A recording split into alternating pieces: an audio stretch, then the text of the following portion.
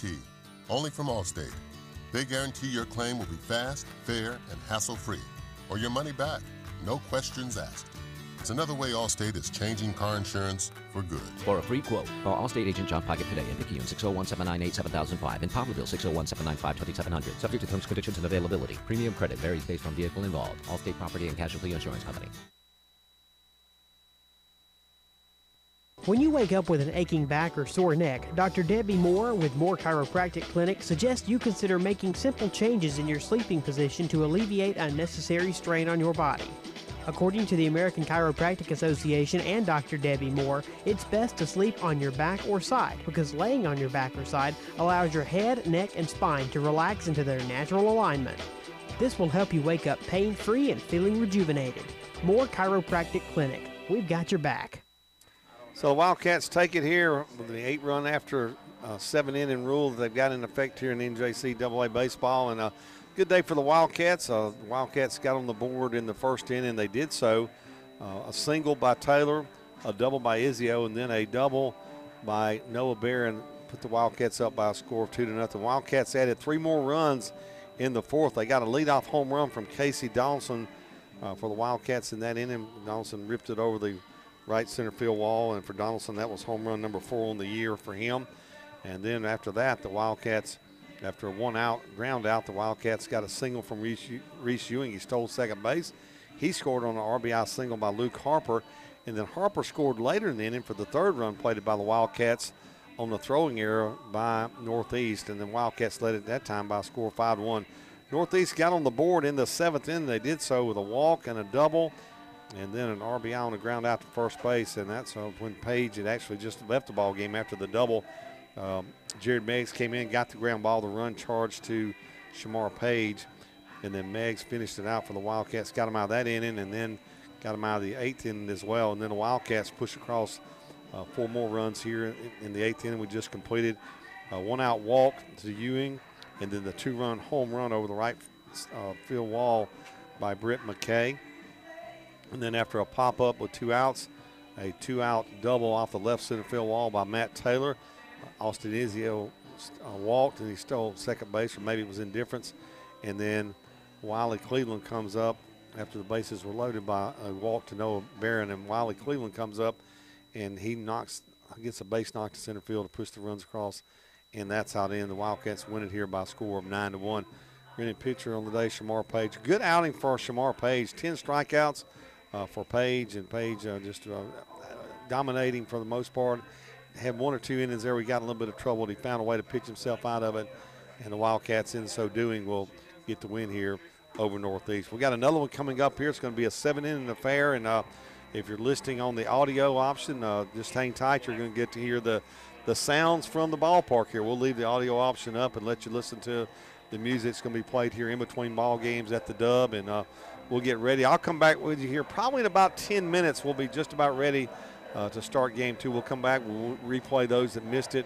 Coach Avalon's pregame talk before we start the ball game. But in the meantime, enjoy the music here from the Dub. Wildcats win game 1 by a score of 9-1 over Northeast. Don't go anywhere.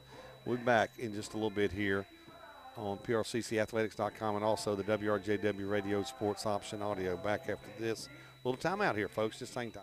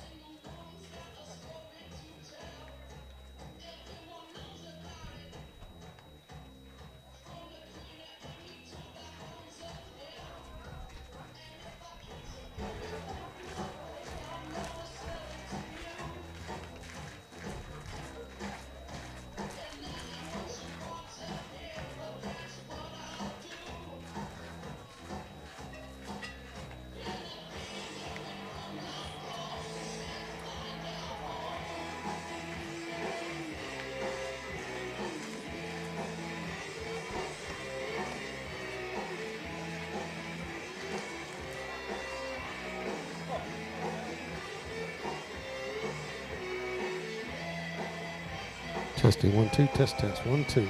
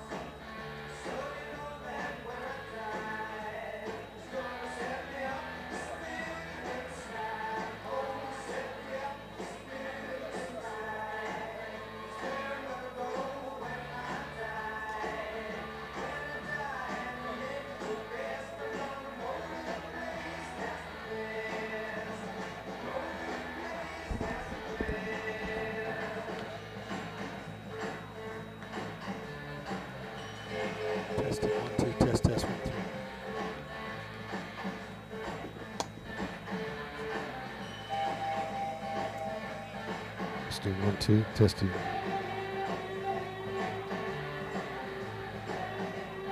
Testing 1 2. Testing 1 2 test test.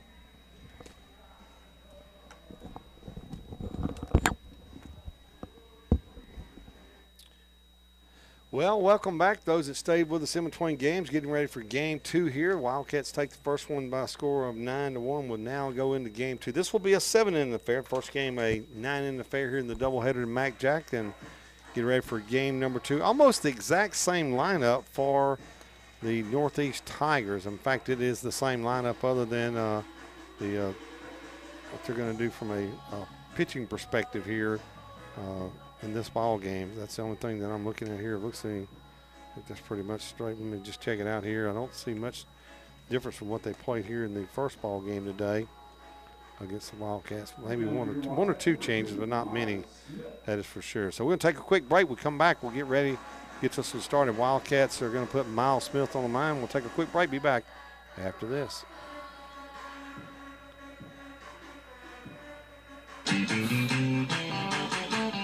Baseball fans, when you come to Poplarville to see the Wildcats play, the best place to sit down and enjoy a great meal is right across from the campus at the all-new El Mariachi Garibaldi Mexican Restaurant in the College Square Retail Center. Open 7 days a week and until 10 p.m. on Friday and Saturday, El Mariachi Garibaldi is like a player taking his warm-up throws, his batting practices, his stretches, to be ready to play. El Mariachi Garibaldi is the same for fans to get in the mood with great Mexican food before or after the Pearl River Community College Wildcat baseball games. Just a few minutes across Highway 11 from the home of the Wildcats with your favorite domestic and imported beverages. Wildcat Baseball and El Mariachi Garibaldi. It's like DiMaggio and Gibb. And we get this one away for the second game here. Miles Smith on the mound for the Wildcats. Smith, the right-handed sophomore from Northeast Jones High School. First pitch from him to the center fielder Stanton is going to be in there for a ball. Second pitch a little bit low as well.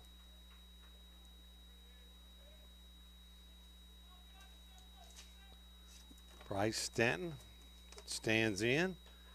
3 balls in a row here from Miles Smith to get this one started here.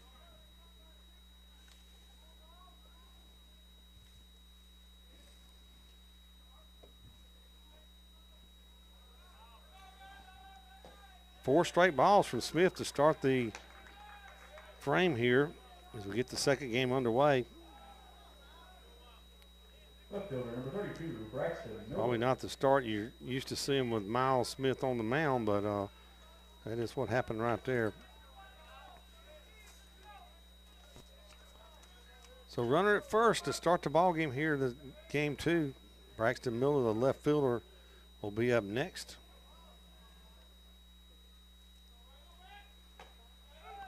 Smith's pitch. Looked like a strike. Quick bark from the umpire there.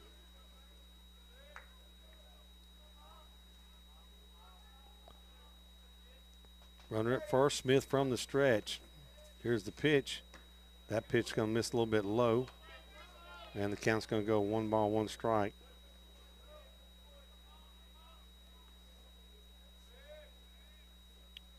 Smith working from the stretch. Runner over at first is Stanton.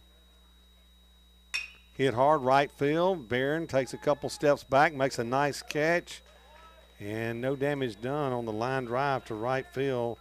No Barron with a good play. Made a couple of good plays out today. Also swung the bat well for the Wildcats in the first game. So to bring to the plate, Hayes Hansford. Hansford started the first game in right field. Going to start this one as well out there.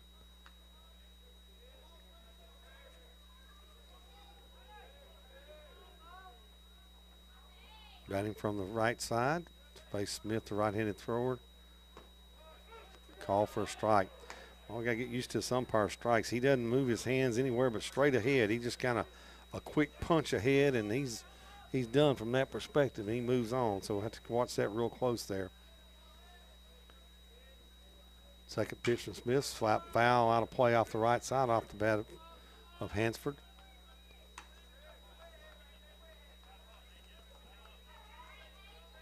Hansford from Magnolia Heights. This Como is his hometown.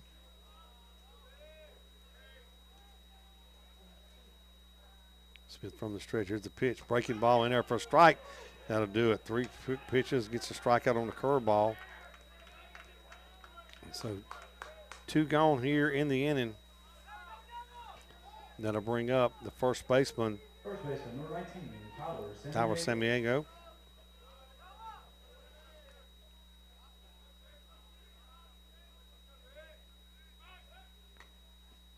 throw to first base. Samaniego back in time.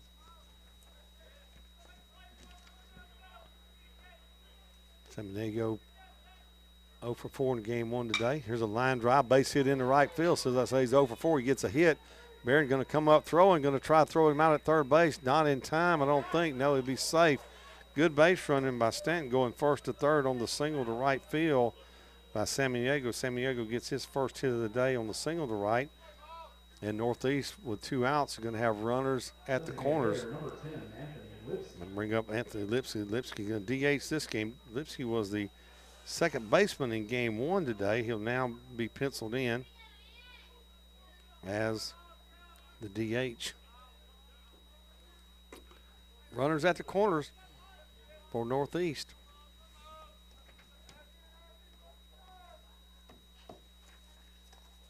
And Luke Harper, who's catching game 2 here for the Wildcats, he'll step out and give a little defensive signal here on the first and third situation with 2 outs. Make sure everybody knows what everybody else will be doing here. Smith from the stretch. Here's the pitch, runner not going.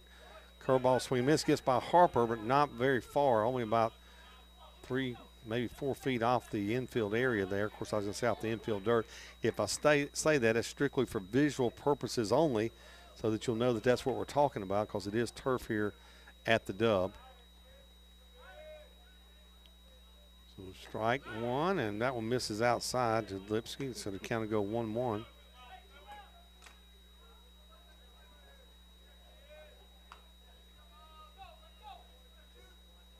Wildcats took game 1 today by a score of 9-1, 8-run rule. Fastball from Smith going to miss down low. And Patrick's going to join us now. So 2 balls and a strike, 2 outs, runners at the corners for Northeast here. They had quite a few runners today against Page, just only able to get 1 run. Here's the pitch. Curveball, comebacker to Smith. He'll field it. Underhanded over to first base in time for the out to Page. That'll do it. So a walk and then a 2-out single, but that's about all that the Tigers can get here in the top half of the first. We played the half inning of baseball. No score for Northeast. Wildcats coming to bat. We'll take a break. We'll come back right after this.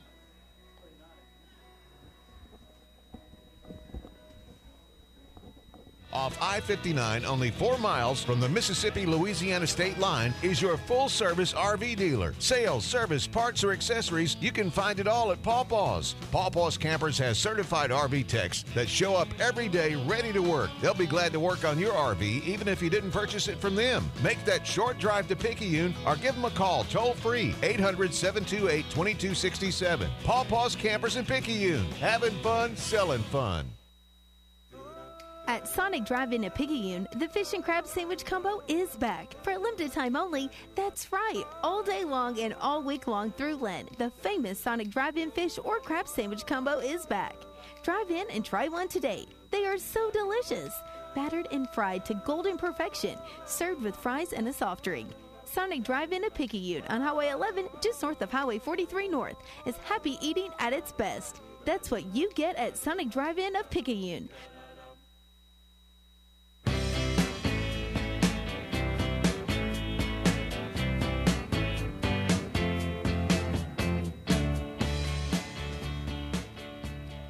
We'll go to the home half of the first here in game number 2 for the Wildcats. Well, folks, it's basically almost the same order with one exception, but Shamar Page, who pitched last game, he's going to be playing first base and hitting in this game in the 8th spot for the Wildcats. It'll be Matt Taylor, Austin Izio, Noah Barron, Wiley Cleland, Casey Donaldson, Dexter Jordan. Reese Ewing hits in the 7th spot. Shamar Page will be hitting number 8, playing first base, and Luke Harper, who was over at first base in game 1. Luke Harper will now come behind the plate and catch for the Wildcats, and Harper will continue to bat in at number 9 spot in the order here for head coach Mike Avalon. So here's the first pitch to Taylor. Taylor's going to take a hack at it, and he's going to slap it way down the right side. It's going to go out of play out into the stands there. On the mound here in game 2 for Northeast, and this is going to be, well, they show Nick Wilcher. This is really interesting on their roster. In the first game, they showed a different roster, and they've swapped it around once again. Huh. So Nick Wilcher will be the pitcher here. Left-hander, first pitch fouled away. That pitch in there for a ball. 1-1 to count to Taylor. Just trying to keep you on your toes, Well, Kerry. they're doing a good job of it. Curveball going to miss outside. 2 balls and a strike. Here's the pitch, popped up, right side out of play off the bat of Taylor. 2 hits in the first game for Taylor. Had that double there in the 8th off the left center field wall right under the PR out there. As you look at it in the video. 2-2 pitch. That's going to be high for ball 3. So Taylor's worked himself a full count here as he leads off the bottom of the first inning for the Wildcats here in game number 2. Here's the pitch. Swing and a miss. He struck him out. Good pitch there from outside corner from Wilcher. So 1 down to bring up Austin Izio. Izio, good game for him today. Had a double, a triple, reached on the air, and an infield single. He's 3 for 4 in that first game. Curveball in there for a strike.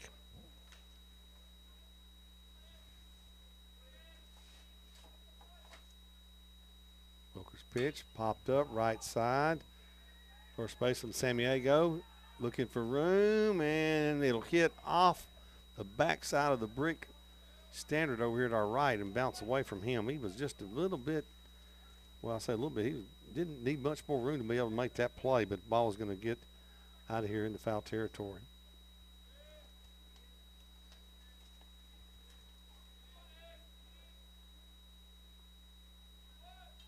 So 0-2 to count here to Austin Izio. Bats with nobody aboard, bottom of the first, game 2. Here's the pitch. That's going to be a little bit low.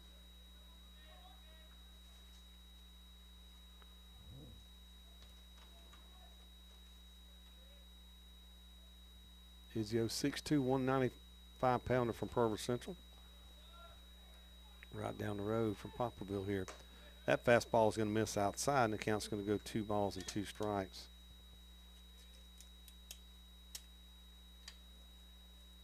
Wilcher looks in, rocks, fires, and delivers. Ground ball, comebacker.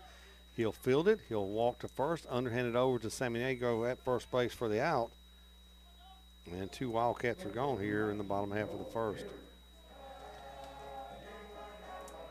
Noah Barron had the 2 RBIs on the double back in the bottom of the first for the Wildcats in game 1 today. He ended up being 1 for 4 in that ball game.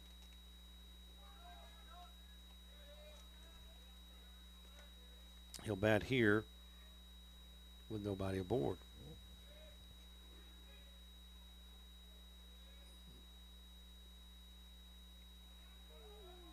Wilcher took a little bit more time than Barron wanted to give him. And that being the case, he'll step out. Here's the first pitch to Barron. Fastball outside. I laugh because Barron almost looked like he was going to raise that hand and ask for time again. I'm sure pitcher Wilcher would not be happy about that. You don't think so? No, I don't think he'd like that 2 times in a row after doing it the first time. That curveball is going to miss. Wilcher lifted lefty, freshman from Kossuth High School. Corinth is his hometown. Beautiful part of our state up there around the Lake Pickwick area. Barron's going to turn and drive it foul down the left field line.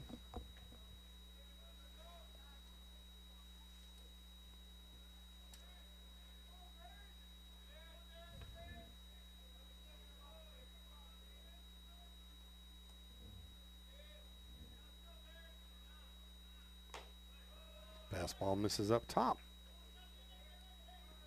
3 balls and a strike now to Noah Barron. 2 outs, nobody aboard. Wildcats batting here in the bottom of the first, scoreless ball game. Popped up, right side, out of play.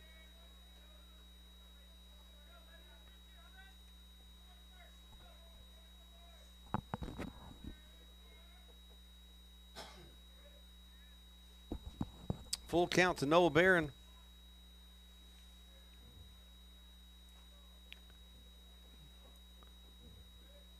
Barry from Hoover, Alabama, awaiting the pitch from Wilcher. Here it is. High, pop, foul in foul territory, and room enough over there for the play to be made. A nice play getting over, making a third. Is going to be the third baseman for them, Ivy. That'll do it for the Wildcats. 3 up, 3 down. We played one complete here from the dub. No score between Northeast and Pearl River. We'll take a break. We'll come back right after this. Mayhem is everywhere. I'm a crack that's been forming in your water pipe for months. I'm so tiny, I feel like nobody even knows I'm here. And that upsets me. So I'm gonna grow bigger, stronger, until finally... Oh man, did that feel good. You can't escape me now, because while you're out of town, I'll be turning your home into my own personal above-ground pool. And if you got sold the wrong home insurance, you might get swamped by cleanup costs. So get Allstate and protect your home and everything in it from mayhem. Like me. For a free quote, call Allstate agent John Pygott today and Picayune 601-798-7005. In Poplarville 601-795-2700. Subject to terms, conditions, availability, and coverage selected. Allstate Property and Casualty Insurance Company. Are you in good hands?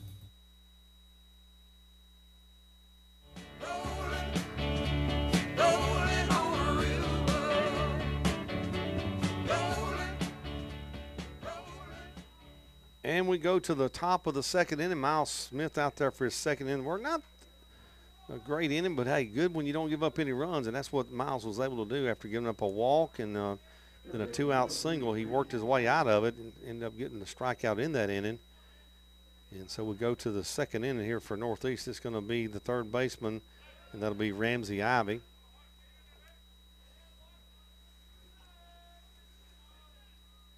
Ivy batting from the right side, takes ball one, waits the second pitch for Smith. Swing and miss, and the count will go 1-1. Well, and as you were saying with Miles, that first inning, maybe not the command he would have liked early on to start this one, but anytime you have stuff like Miles Smith does, you can get out of a lot of trouble, and obviously you saw that there in the first inning. Yeah, exactly. That ball slapped foul out of play off the right side off the bat of Ivy. Ramsey Ivy playing the second game here, freshman from New Site, Mississippi. Here's the 0-2 pitch. Ground ball hit toward short, I should say. Cleveland fielded, throw across in time to Page for the out. You know, let's go back and talk about Wiley Cleveland. Here's a guy that, I mean, not recruited as a shortstop, and it's just amazing what he's done at short this year, making the transition over there, Patrick. Hitting the ball extremely well, but just played steady defense for the Wildcats. Yeah, exactly. You know, and especially Coach Avalon's infield right now. You have 4 guys out there who really could play almost any spot, and then you got Luke Harper, who started the first game at first base and could play up the middle if they needed him to. Batter Carter Roach, the second baseman this game. Lipsy was second baseman in game 1. He'll go to DH. And so first pitch here to Roach is going to be ball 1.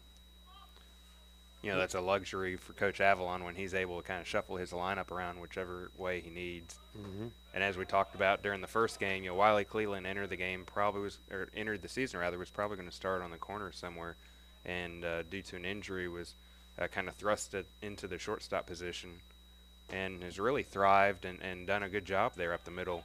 Nice tandem up the middle with Dexter Jordan, the Hattiesburg product. That pitch there, a little bit low. 2 balls and a strike. Strike inside corner. 88. Yep. So 2-2 to count here to Carter Roach. 1 out, nobody aboard in the Northeast second inning. Oh, nice pitch. Curveball going to get him looking. That's his second strikeout. Go ahead, Pat. I was about to say, you see what we're talking about with the stuff there, some movement on that pitch. You know, Miles Smith, as we talked about during the first game, 1A and 1B with Shamar Page. You know, Coach Avalon feels comfortable whenever he has either one of them out on the bump. Thomas Stevens will be the batter. He caught the entire first game. He's in there for game 2 as well. Takes that one inside from Smith.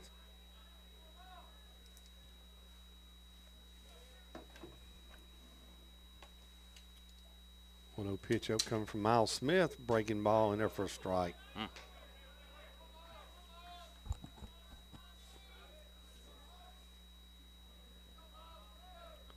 Smith 1-1 pitch upcoming here to Stevens. Here it is. Ground ball.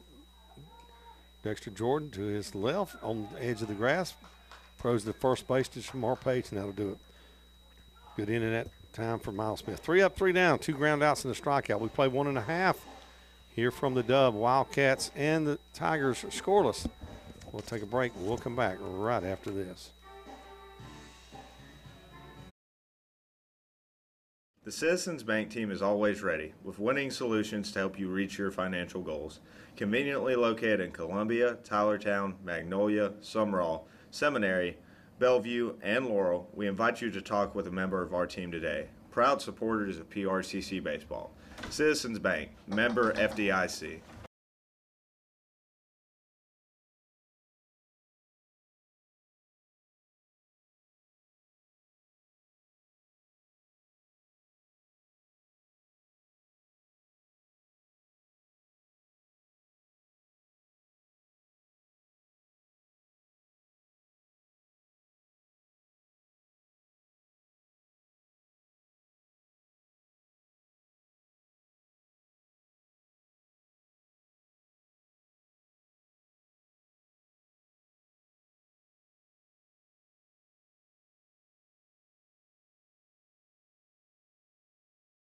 www.more/Cairo.com.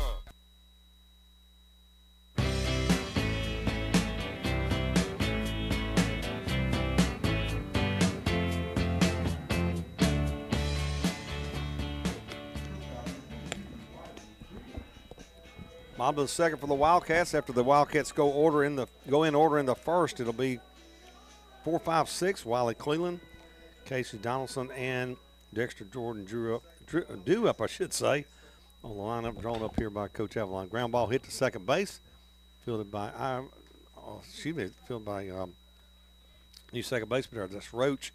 Roach will make the play over Samaniego for the out. So Cleveland, who swung at the first pitch in his last at bat in game one and got a single, knocked in 2 runs. He'll swing first pitch here, and he'll ground out to second. Casey Donaldson, the batter. Donaldson, good game for him today in game one with the home run. Led off the 8th inning with that one. Excuse me, 5th inning, I believe it was. Actually, the 5th inning. That ball a little bit low there from Wilcher. So we solved the mystery. They actually, it was the way they filled out. They didn't change the roster. They had the lineup card with the wrong name and number in game one. So we were giving hits credit to Wilcher for those hits. Officially, those hits in game one, if you were listening, go to Blake Goodwin. We apologize, Blake, but we showed you the lineup card. You weren't in it. So, the one they handed us. 2 balls, no strikes here to Donaldson. That's going to brace. Yeah, I was going to say kind of brushed him there. Brazed him is the word, I guess. Pitch going to hit him. So Donaldson will be on first base, hit by the pitch. Dexter Jordan, the batter. Jordan, a couple ground outs and a strikeout in game one today.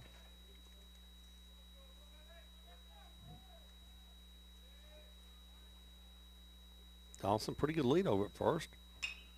Jordan's going to pop it up. Straightaway center field, drifting back with room is Stanton. He'll make the play, get it back into the infield. So Jordan gives it a pretty good ride, but not deep enough, and that'll be 2 outs in the inning. That'll bring up Reese Ewing.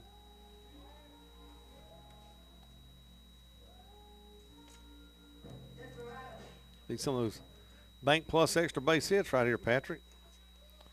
Maybe we can get one here from Reese. Well, Reese, as we've talked about with a couple other guys, always a threat.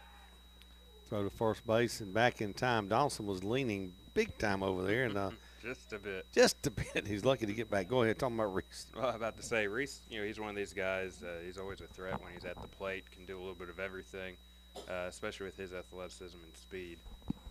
Throw to first again. He's leaning again. Ooh. This time Samaniego is going to have to do a 2-step to get over Donaldson. Acrobatics over there. Mm-hmm.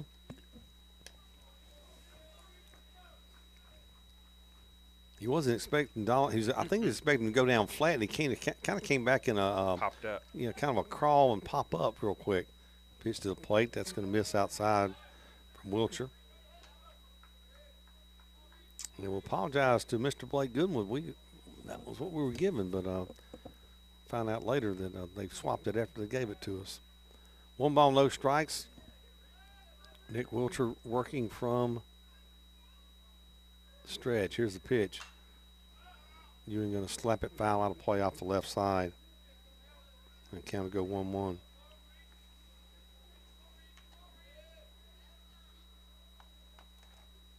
The wind's still blowing, but not as hard as it was in game 1 today. We still have a little bit of movement on the flags out there in left center field. Ewing, the freshman from Faith Academy, hits this one hard to right field. Going back. He's going to have room, and that'll be a nice play out there in right field by Hansford. Boy, Ewing hit it on the nose, but it won't get out of here today. So Wildcats get a base runner, but they can't move him. We play 2 complete here from the dub. Scoreless between Northeast and Pearl River here in game 2 of this twin bill. We'll take a break. We'll come back right after this.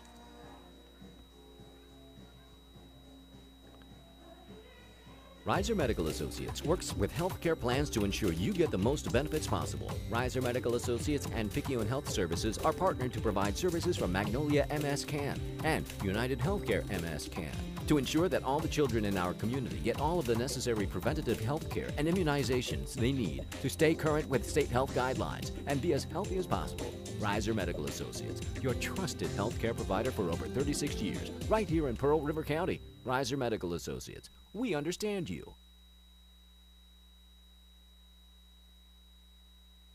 This is Donald Hart, Supervisor District 1, Pearl River County. We have put forth great efforts to try and clean our county up. If you look around, you see litter everywhere. On March 30th, we've planned a cleanup day. We're putting our best foot forward. We'd like for our whole county to get involved in this cleanup day. We're trying to market our county as a good place to come, work, live, and play. And so if you want to be a part of this, you'll stay tuned for information that's going to be coming out in Pearl River County Cleanup Day, March 30th.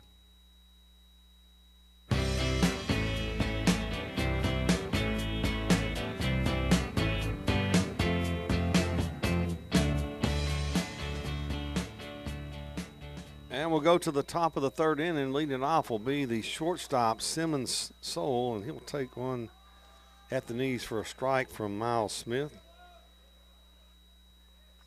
9-1-2 in the order this time for Northeast. That pitch a little bit outside here to Soul.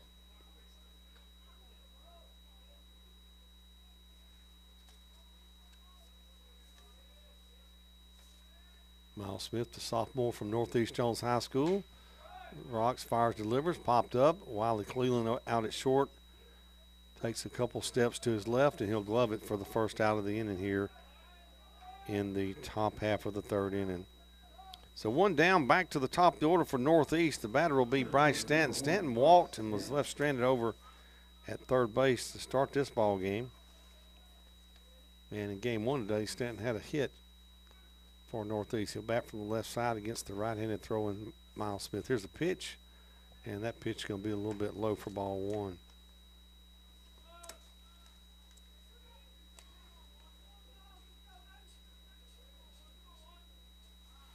Here's the pitch from Miles Smith, and that was in there for a strike. 89 on the radar gun there. Yep, Shamar Page was right around 889 in the first game with his fastball. 1-1, here's the pitch. That one's just a tad bit low. And it'd be 2 balls and a strike to Bryce Stanton. Stanton from Nanawaya. He's a freshman. 5'11", 185-pounder. Ground ball. Page went for it. Jordan's going to field it, and a good job by Smith getting over a covered. Page went way off the bag, didn't get there. Jordan fielded it. Jordan waited just enough time to give Smith a chance to get over there, and he was moving just in time. Perfect throw, and that'll do it.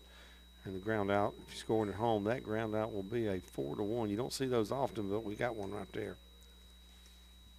2 outs out of bring up the left fielder, Braxton Miller. Miller hitless in the first game today. Miller from Petal. That's going to be ball 1. Good looking pitch there from Smith, but just a little bit out of the zone. Remind you, Tuesday we'll be in Wesson over at Colin for a twin bill. This ball popped up out of play off the right side off the bat of Miller. Be audio only. Catch that audio on WRJWradio.com and WRJW web portal. 3 o'clock start. Excuse me, 3 o'clock first pitch. Correct that. Good underway at 250. Curveball, boy, that's a nice pitch.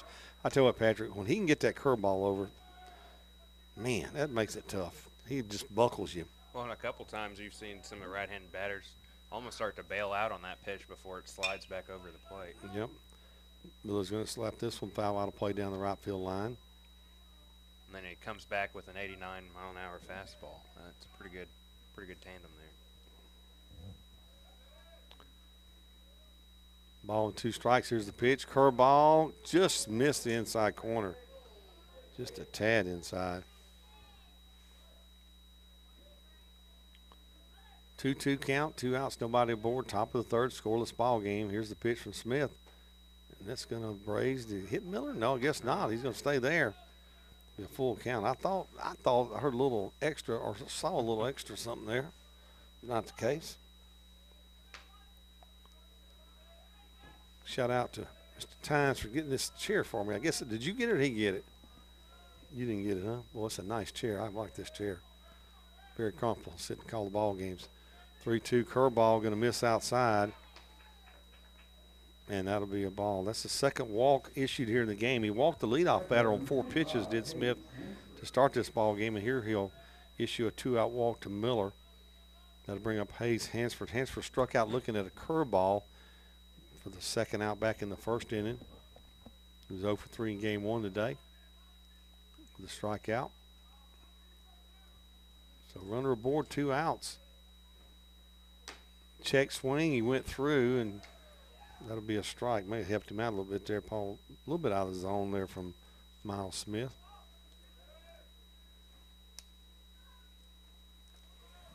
From the stretch, here's the pitch. Check swing again. Did he go this time? No, he did not, they'll say, and the count will go 1-1.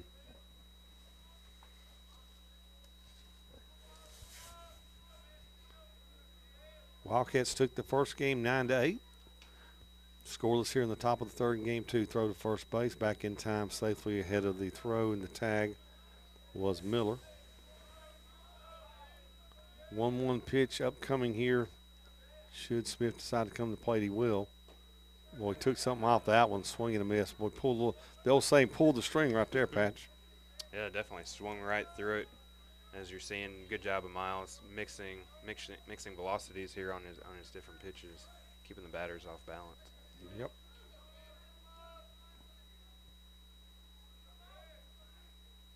One, 2 from the stretch. Here's the pitch. Curveball, swing and a miss. He'll get him, and that's going to be strikeout number 3 in the ballgame here for PRCC's Miles Smith. That'll do it for Northeast in the top of the third. 2.5 here from the Dubs, scoreless ball game. We'll take a break, come back right after this.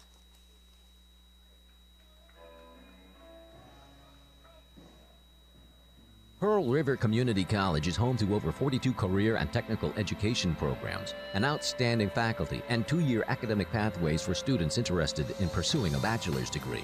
Affordable tuition and scholarship opportunities for athletics, fine arts, and academic achievements make Pearl River an excellent choice for students. With multiple locations, flexible scheduling, and online courses, PRCC is prepared to assist students with reaching their educational and career goals. Come join the Wildcat team and enroll with the Maroon and Gold. Hello, I'm Tara Keller from right here in our hometown of Picayune. When I see my boys starting their first day at school or my friends and family buying their forever home, it reminds me how America got started with life, liberty, and the pursuit of happiness. But let's face it, one serious mistake puts all that in jeopardy, and that's why I'm devoted to representing and educating families with their legal needs. Call me at 601-749-0080 when you're facing a divorce or closing a deal on a home. I can help. I'm Tara Keller, attorney at law.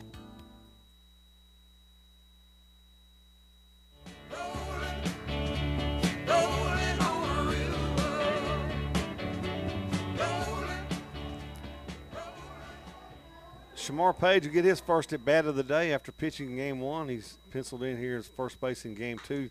First pitch swinging a high fly ball to right field. Going back. That ball is over the bleachers in right field, and that is a home run for Shamar Page. Page rips that one out here. His second home run of the year, a towering shot. And, you know, when Hansford started going back, I thought for a minute there, Patrick, he had room to catch that ball, and he just stopped and said, I don't think so. That ball is out of here. Home run number 2 on the year for Shamar Page as he hits the first pitch of the the bottom half of the third out of here. Definitely. It looked like, right out of the box, Shamar was hustling, and then I think the realization right around the time he reached first base was like he could slow up a little bit. That one wasn't coming back. Luke Harper will be the batter. Harper had an RBI single in game 1 today for the Wildcats. So Wildcats 3 home runs on the day. I think that's correct. That's a Bank Plus extra base hit. Bank Plus, where the plus means something. Thank you, Mr. Greg Mitchell, Bank Plus, for sponsoring Wildcat extra base hits here. That's a Bank Plus home run right there by Shamar Page.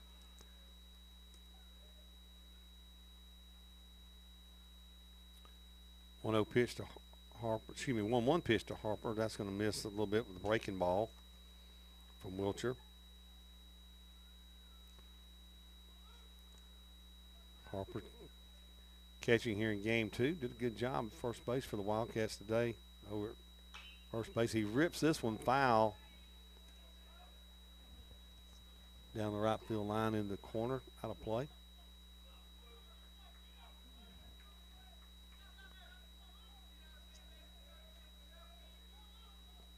Here's the pitch to Harper. Oh, it's going to hit him. He'll be on at first base.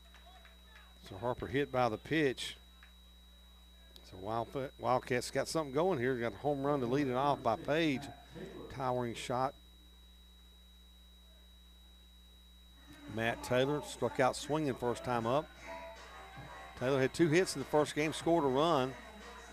Last bat for him in that first ball game was a double off the wall, left center, right under the big PR if you're watching on the video. Going to bunt it toward third. Pitcher will field it, turn, throw to first in time for the out. Good stretch by Sammy Nago over at first base. Good play by Wilcher getting off the mound. And so 1 out. Wildcats play the percentage here. They move the runner up. Got Harper down there in scoring position now, and that'll bring up Austin Izio. Izio bounced out to the pitcher last time up. Izio 3 for 4 in the first game today. Had a double in the first, had a triple middle innings off the right field wall. Didn't score that time, and then had an infield single. Also had reached on the air. He was on base 4 times last ball game. Here's the pitch. Just a tad inside. Boy, good looking pitch that time from Wilcher. That ball may have just, I'm going to say floated. It was a breaking ball, maybe a cutter there, or maybe a cut fastball took something off, but ball just kept coming in on Izio. Maybe worked itself off the plate. 1-0 count, 1 out, runner at second is Harper. Here's the pitch to Izio. Hit towards short. So grab it, throw to first in time for the out, and moving up to third on the ground out will be Luke Harper. So Izio's out on the ground out. Brings up Noah Barron. Barron doubled. Drove in 2 runs for the Wildcats back in the game 1 today, and that kind of got them started. Had some good catches in right field today for the Wildcats, and a chance here to go get another RBI. Kerry, one of the things I think that makes this Wildcat team so dangerous is just the fact there are no easy outs in this lineup, 1 through 9. We saw Britt McKay earlier go yard. He was batting, 8th in the opener today, and Shamar Page just sent one out as well. Some lineups you can see where they stall 7, 8, 9, and it's hard to turn the lineup back over. But these Wildcats, they're so deep. Any one of these starters can hurt the opponent, and you're seeing that here today. 1-1 count here to Bear. Well, you're right, Patrick. The thing about it, you used to say the old term table setters. There's no table setters. You got guys at the bottom of the order, like you say, and yank it out of here in any park. They've showed it here today. They've actually shown it all year, as you mentioned, but boy, here today especially. Page and McKay with home runs out of that 8th spot in the lineup. 1-1 pitch, a check swing. Barron did not even come close to going around. And the count will go 2 balls and a strike. And with that being said, sometimes pitchers know they can ease up on certain parts of the lineup, maybe certain batters, but they just wear pitchers down. Barrett hits this one a ton to left field. That ball's out of here. Line drive right over by the American flag. And Noah Barron will go yard here for the Wildcats. Boy, he's just, I don't know how to say it other than he just slapped that ball out of here. That ball got out of here in a hurry. That's the second home run on the year for Noah Barron from Hoover, Alabama. Wow. 8-hole, 3-hole doesn't really matter for Pearl River today. Not at all. So 2 RBIs and a home run. So 2 home runs in the end, and Page let it off. First pitch he saw, he drove it over the bleachers out in right field in the barbecue area, and then Barron takes one the other way. A no doubter. Wally Cleland grounded out to second. 1 inning to go. Take that fastball outside. We've seen a couple no doubters from the Wildcats here today. Casey, Britt, now Noah. Now Noah. Britt's was a line shot, kind of like that one from Noah Barron right there. The one that McKay hit was just, went out right over there by where the little door is. I guess that's the door, and it just, it was just like gone that fast. 2-0 pitch, catches the outside corner. And then with Casey's earlier, I think the outfielder took a couple steps initially off the bat and turned his head up and just kind of watched it go. He did swing and a miss. Cleveland took a hack at one out of the zone. The count will go 2-2 to him now. 3-0 Wildcats. 2 home runs here in the bottom half of the third off Nick Wilcher. Here's the pitch. Popped up right side. Samaniego looks like he's going to have room. Goes over against the fence and can't bring it in. It'll fall into the carpet here on the right side. I call it the carpet, the turf, I should have said. Carpet. Where did you come up with carpet?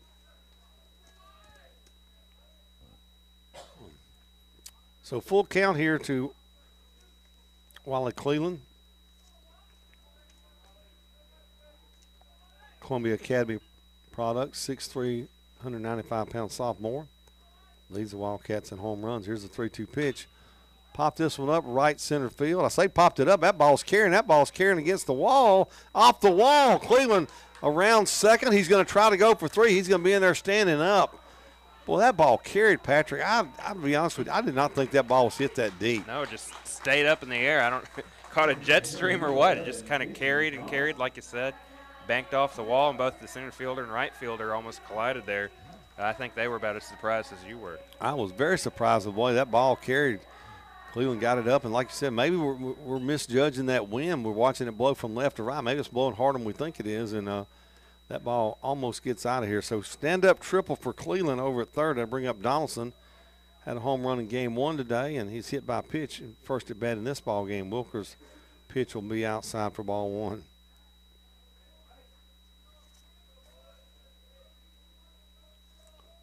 Plan to get a word with head coach Mike Avalon at conclusion of today's game, so stay with us.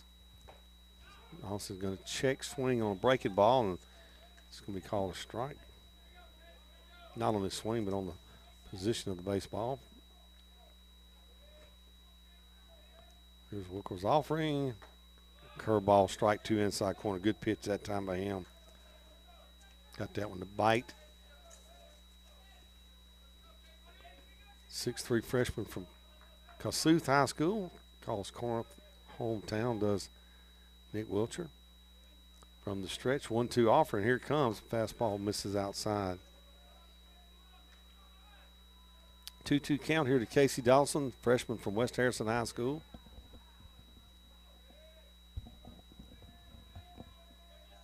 Down on the coast in the Gulfport area.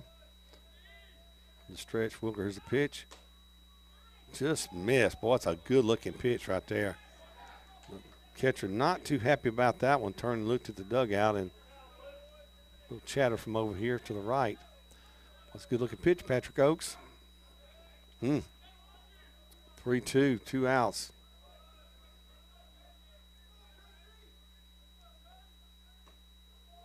And he's going to ring him up on one that was inside. So that's the Tammy Faye Baker makeup call, as I always call it right there. He missed one that was a strike, and that one inside. And he'll ring up Casey for the third out. It happens that way sometimes. Three complete here from the dub. Wildcats lead Northeast by a score of 3-0. Wildcats 3 runs that in, and they did so on 3 hits. They had 2 home runs, one by Page and one by Barron. Wildcats lead it here, as we said, 3-0 back after this.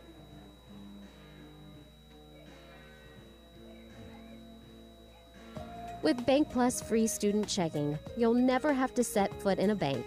Thanks to robust online mobile features like automatic out-of-network ATM rebates, mobile check deposit, and more. With Bank Plus free student checking, making a deposit is as easy as tap, snap, deposit. Easily deposit checks with your smartphone and save a trip to the bank. Bank Plus, it's more than just a name, it's a promise. Member FDIC.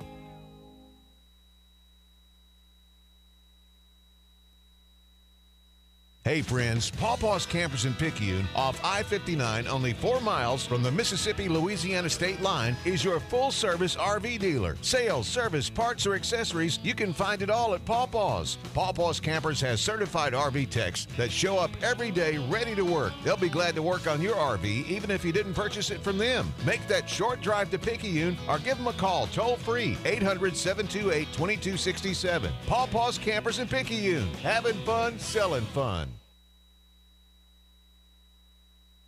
And we go to the top half of the fourth. Wildcats up 3-0. Miles Smith back out there again. First pitch, curveball in there for a strike to Samaniego. Tyler Samaniego, the first baseman, 0 for 4 in game 1 today. He had a single back in the first inning here against Smith. Curveball, strike 2 outside corner. Miles Smith up in the count. No balls and 2 strikes here to Tyler Samaniego as we start the fourth. Fastball, swing and a miss. That'll do it. Strikeout number 4 in the ball game for Miles Smith.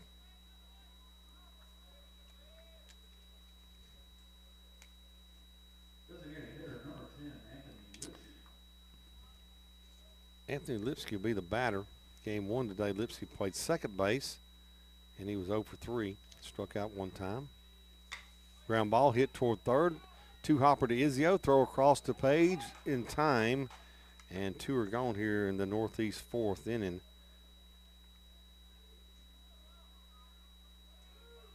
It's amazing what 3 runs will do for you, huh? Exactly. I mean, it just gives you a little more confidence, a little more oomph to attack the batters. Right. You don't try to be so fine with the ball. Not that Smith ever is, but he just makes it well. Here's Ramsey Ivey. He grounded out to short first time up. He'll take that one inside for ball 1. Yeah, he's definitely not one, I think, to nibble on the corners. I think, he's one of those guys, bulldog in a lot of ways, likes to go after the hitter. Fastball from Smith. Going to miss down low and count to go 2 balls and no strikes. And when you have his ability, why not, right? Exactly. 2-0 pitch to Ivy in there for a strike. Ivy playing third base here in game 2. New Site, Mississippi. Here's the pitch. Curveball in there for a strike. Wowee. Saw the batter flinch there for a second. Well, he just said that's his warning. He's umpire letting them know over here to the dugout. It's not happening. And I think he's just fixing to throw him out. He just said that's enough. One more word. One more word, and you're done. He's writing it down so he doesn't forget it. Dugouts worn out the umpires a little bit here today with different calls. Yes, more so in the first inning, really, or the first game rather. Yeah, quite a bit. Gnawing and chawing. And for the fans, it was chewing and booing. They didn't like some of the calls either. 2-2, 2 outs. Here's Smith's pitch to Ivy. Swing and a miss, struck him out. Field strike out of the ball game for Miles Smith. Not much to debate on that one. Not at all. 3 up, 3 down. We played 3.5. Wildcats lead at 3-0. We'll take a break. We'll come back right after this. At Sonic Drive-In at Picayune, the Fish and Crab Sandwich Combo is back. For a limited time only, that's right, all day long and all week long through Lent. The famous Sonic Drive-In Fish or Crab Sandwich Combo is back. Drive in and try one today. They are so delicious. battered and fried to golden perfection, served with fries and a soft drink. Sonic Drive-In at Picayune on Highway 11, just north of Highway 43 North, is happy eating at its best. That's what you get at Sonic Drive-In of Picayune. Mayhem is everywhere. I'm a Class 1 hitch holding a Class 3 load, and I just snapped. So now your trailer full of four-wheelers is going off-roading without you. So get Allstate, where agents help keep you protected from mayhem, like me. For a free quote, call Allstate agent John Puckett today in Picayune 601-798-7005 and Poplarville 601-795-2700. Subject to terms, conditions, and availability. Allstate Property and Casualty Insurance Company.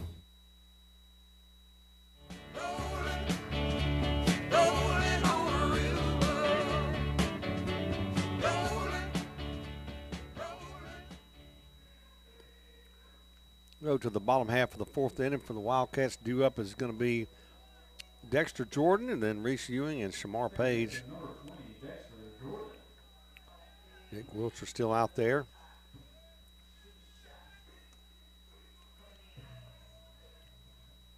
Jordan flew out to center field first time up. He'll hit this grounder toward third. Wiltshire, and they going to let it go to third baseman and not a play. Nowhere close for Ivy. I thought Wiltshire was going to grab that ball. That's being the what it looked left-hander, yeah, being the left-hander, it would have been somewhat of an easy play for him if he had just grabbed it. But you got to wonder if the third baseman maybe called him off of it. Yeah, he pulled his hand back, and then all of a sudden, with Dexter's speed going down the base path, it was just too late to get him. So Jordan aboard with the infield single. Here is Reese Ewing. Ewing, center fielder / pitcher for the Wildcats. He takes a hack at a curveball, and he'll pull it foul down the first base side and foul territory. Semiego will go and grab it with the mitt. You know, we've seen some kind of blunders from the visitors here on the infield grass, whether colliding with one another or there you see there. I don't know if it was a communication issue or what, but going back to your point earlier, in speaking with the catchers, almost threw that one into the dugout. He did. Good job by Semiego to save that one. Speaking about the catchers and the true hops and being able to block out pitches a little easier thanks to this beautiful turf that we have here at Pearl River Community College. You're also seeing the infielder, especially third base and shortstop today, they're helped out by some, I guess, what you would call true hops. Mm-hmm. They're not, some of those balls might have hit the lip on a grass field and shot off, and you never quite know what's going to happen. But today, we've seen some favorable fielding, thanks in part, I think, to the field. 1-1 pitch, curveball going to be outside from Wiltshire to Ewing. 2 balls and a strike.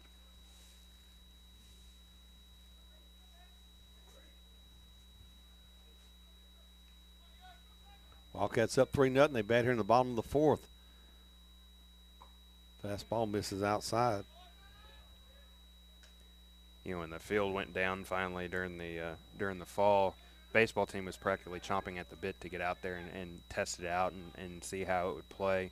And now that we're into the actual regular season, you can look out and it almost, you wouldn't know from our seat, but the outfield's actually real grass. But because of the way they've been able to cut the grass out there, I mean, it looks like it's all one piece of turf. Kudos to maintenance, that's for sure. 3-1 pitch, tad bit low, and Ewing's going to be on at first base for the walk. Down to second to go Dexter Jordan. Shamar Page, who lifted his second home run of the year. I believe that right, Patrick? Yes, sir. That was number 2. Sir, oh, my goodness. Man, got me going there now. Hey, quick shout-out to Coach Oni and the crew on their way to Hutchinson. They're going to play Tuesday at noon. Be streamed live on the NJCAA. And this is going to be interesting right here. On that last pitch, too, you saw Reese hold up a second. Casey Donaldson thought he had earned a walk earlier and tossed his back, ended up getting rung up. Yep. There you saw Reese at least hold up a little bit. Coach Harrelson out talking to home plate umpire. Now the base umpire is going to join them. The bazooka for Mayuka having getting his money's worth here. The being escorted back to the dugout. I don't know if it's escort or, hey, let me walk with you. Boy, he's chewing on. He is still just chewing him. He's still mad at him from game one, if you remember the situation he had in game one. Wow. Yeah, if nothing else, maybe he's trying to fire up his guys a little bit. Could be. You hear about that sometimes, guys almost trying to get ejected to see if they can breathe some life into their team. Well, if we end up having a pitching change in this ball game, I'm not going to go to a commercial. I'm going to stay and tell you my umpiring story with the folks from Alabama know about the history of Vestavia Hills baseball and legendary Sammy Dunn. I'll tell you my story of one of the most bizarre things I ever witnessed in baseball. Witnessed it because I was in the middle of it. Uh-oh. It was good. It was a class act. So here's Page. Fastball in there for a strike. Page just crushed one, a long, high, towering home run over the barbecue pit area out here, the picnic area. What do they call it? Is that the Rooster? What's the real name for it? Out in right field where they got the picnic tables and the barbecue grill. We got to get a name for that. That actually has an official name. We're going to get one. Some folks have called it kind of the right field lounge, piggybacking off of some other nicknames throughout the state. Yeah. Strike two at the knees there to Page. Coach Avalon not happy with that call. He bellered out something and walked down, kicks the turf. Yeah, that ball looked a little bit low to Page there. So maybe Coach Harrelson got his point across. Here's the pitch. That's going to be outside. Count to go 1 ball, 2 strikes. Yeah, especially at different points, you wonder if one coach is one manager is helping the other one out there arguing. So I guess we'll see. We'll see if the calls get a little better. 1 ball, 2 strikes. Nobody out. Wildcats up 3-0. They bat here in the 4th. 2 runners aboard. Jordan at second.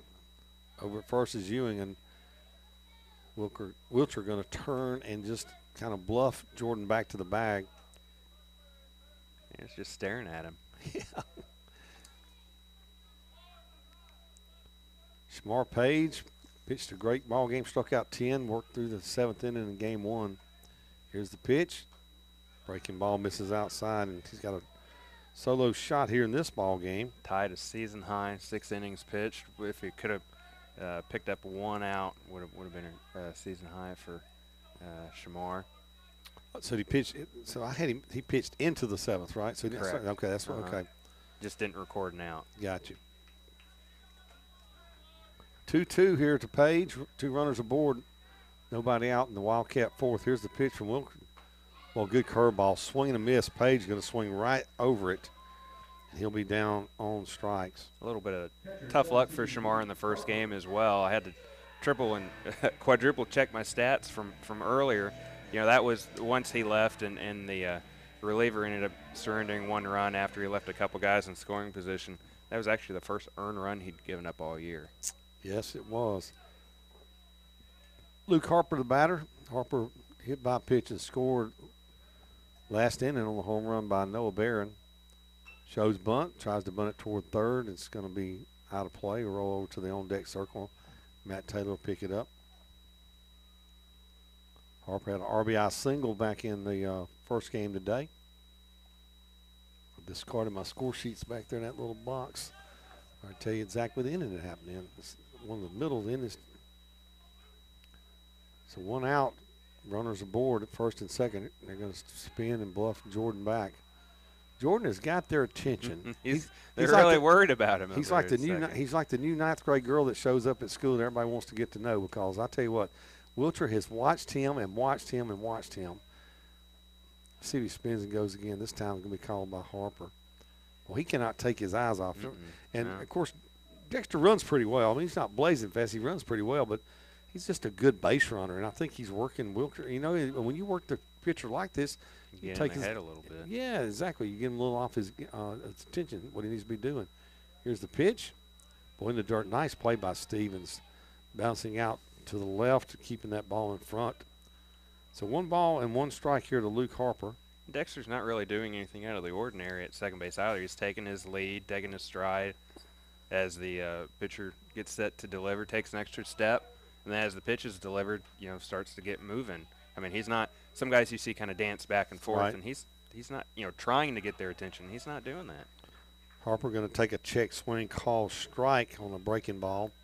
Wilcher's got a good breaking ball. I mean, 6'3" freshman from Kossuth High School. Now, I'm wondering how many people can actually say Kossuth. You know, I don't know how to say it. I've heard it so many times. Fastball misses outside. That's a beautiful part of the country. About to say, a veteran like yourself, I don't know that we could stump you with city names in Mississippi, can we? There's some I can't pronounce. I'm going to check their roster. There's probably one on there I can't. Kosciuszko's a good one. That's easy for me. That's where the Whippets play their ball. Exactly. 2-2. Here's the pitch. Check swing. No, he didn't even curveball. Didn't even, I thought he was going to swing harder, bring it around more than that. Boy, good job by Harper holding back. I said check swing prematurely. I thought for sure he's going to swing the bat there, and I was wrong on that. 3-2, 1 out, 2 runners aboard. Luke Harper, 9th man in the order. Leadoff man Matt Taylor stands to the left, awaits his opportunity to bat, provided there's no double play here in this inning. At this point, that is. Harper from Northeast Lauderdale. He's a sophomore.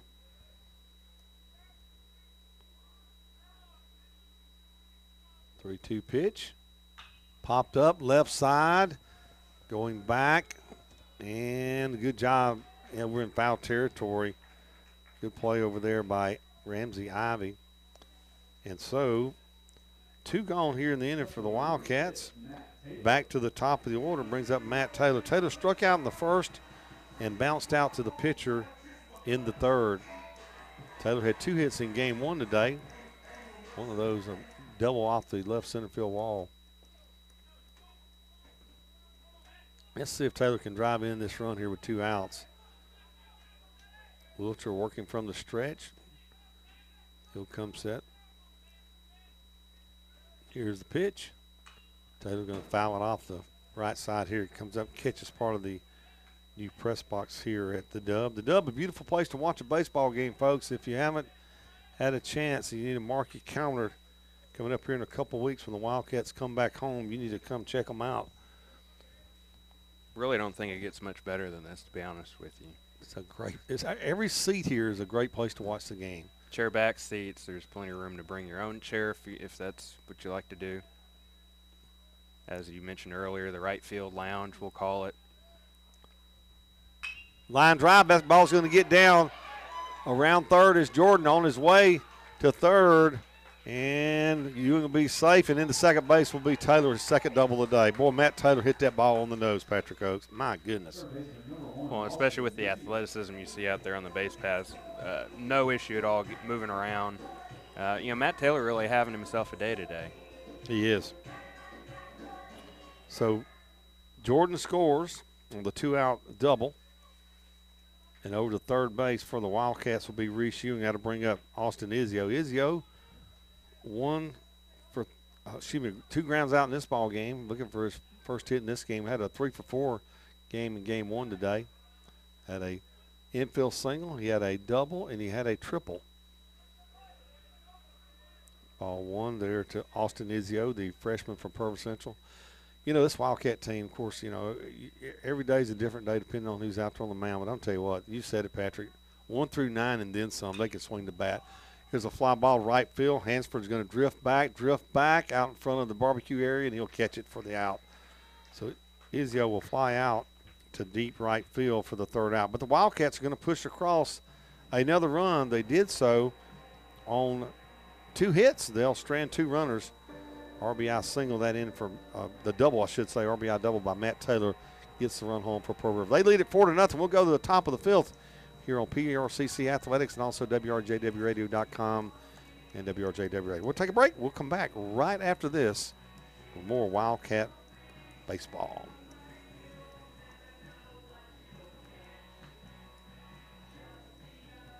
Hey neighbors, it's Paw Paws Campers Open House RV Sales Event going strong all month long in Picayune. Check out this new 2019 Winnebago Mini Plus, 26-foot fifth wheel with a rear kitchen floor plan. Great couples coach. It's been reduced after dealer discount to only $34,868 plus tax, title, and license. Stock number P19115. See multiple pictures of this fifth wheel at pawpawsniceprice.com or call them toll free at 800-728-2267. Located off I-59 just 4 miles from the Mississippi-Louisiana state line. Come and see us.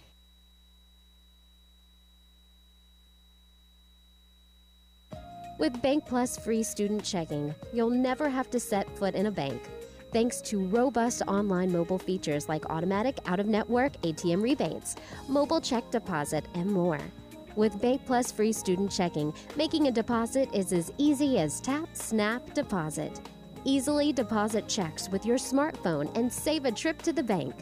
Bank Plus, it's more than just a name, it's a promise. Member FDIC. And we'll go to the top half of the field. Carter Roach, the batter, takes ball one from Miles Smith. And Smith comes right back and gets the strike in there. And the count will go 1-1. That double by Taylor, a Bank Plus extra base hit. Thanks to Bank Plus for sponsoring all Wildcat extra base hits. They'll get a lot of mileage out of that this year. There's a fastball going to miss just a little bit outside. What do you think? Getting their money's worth this season, Guarantee you, right? they will. And we appreciate Greg and Bank Plus for sponsoring Wildcat extra base hits. Ground ball hit toward Jordan. He's going to go to his right, glove it, throw to first. A good job by Page having to adjust on the throw. Jordan threw it to the non-glove side, to the right side of Page. Page was kind of expecting the ball more to his left. Did a good job adjusting at the very end there because there was a lot of zip on the ball. Jordan did also pitch a little bit when he was in high school at Hattiesburg and showed a little bit of arm there on the ground out. I got kind of chuckled. I'd love to know what Shamar said. Like, man, what was that? Thomas Stevens, the catcher, the batter, takes a fastball inside. You got to give it to Stevens. He's caught every inning for them today. Caught the full 9 innings, and he's caught through 4 innings here in this ball game. Grounded out first time up in this ball game back in the 2nd inning. Smith going to miss down low. Count goes 2 balls, no strikes. Game 1 today, Stevens was 2 for 3 and drove in the long run for them.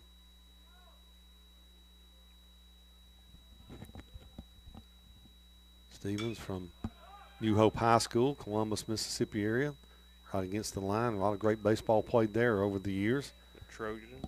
They've got a couple of state championships up there. Pretty good baseball power. Oh, yeah. High school ranks. That indeed. 2-1, curve ball, a little bit high. Stevens able to hold his bat up.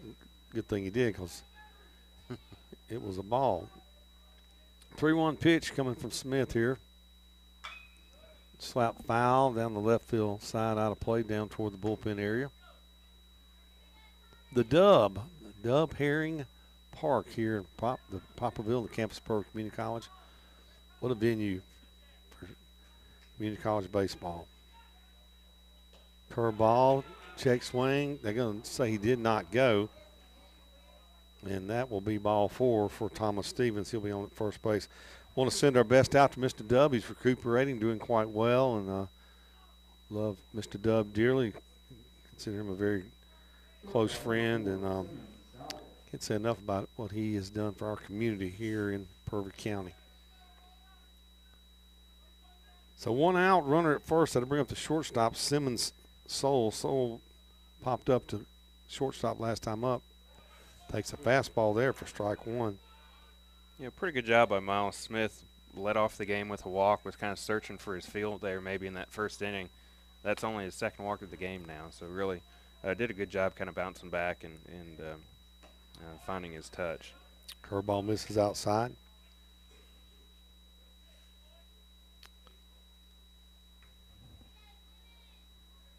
Smith, Northeast Jones High School product. From the stretch, 1-1. Here's the pitch. Going to get away from Harper. Kind of short hopped him and bounced away. And the runner move up to second base on the pitch. Pitching coach Anthony Izio going to take a couple minutes to go out and chat with Miles on the mound. Remind everybody, Tuesday at 12 noon, Coach Chris Sony and his Wildcat, the men are going to play up at Hutchinson. Against Williston State. Williston State. North Dakota. Oh, is that where they're from? Yes, sir. Williston State. I looked them up. I didn't look. Tetons. I didn't even look to see where they're from. I just looked at all their information. They score a lot of points. They do, but they also give up a lot of points. And I was going to say, they give a lot of points. Wildcats have played good defense. You know, Patrick, I go back to the games up there. Of course, the first game against Northeast up there, the men scored a lot of points. But a great defensive effort to keep, you know, the Jones game was a 63-61 game, and then the game against Holmes, 57-52. Two great defensive efforts By the way, if they play that kind of defense, they're going to be tough to beat up there. Right, their scorers get a lot of the attention, and rightfully so, but they, I believe, are number 9 in the country in scoring defense. So they're also getting it done on the other end of the court. So, it'll be interesting. Coach Oney told me actually yesterday for a little game preview that we'll have on the website, prccathletics.com, on Monday morning, that, the way his team played this year, they beat a team by scoring 140 points, and then, as you said, they scored 57 and held the opponent to 52 to win the program's first Region 23 championship. So they can get it done in a number of ways. They can. Sol's going to walk after the visit by Izio. Smith comes back. We're going to get a pinch hitter for the shortstop, Bryce Stanton.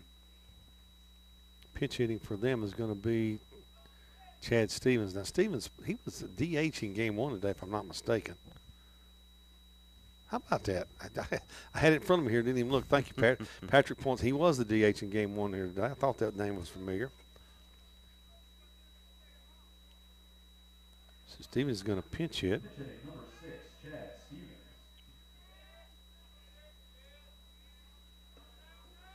Freshman from Belmont, Mississippi. 1 out. Northeast trails 4-0. They got two runners aboard here, 1 out in the 5th. Smith from the stretch. Here's the pitch. Pitch is low. We're in the 5th here, Patrick. I'm looking down. Wouldn't be surprised to see somebody get up in the Wildcat pen here momentarily. Yeah, especially, in the first inning, or first game, rather, as we talked about. Shamar going 6 innings.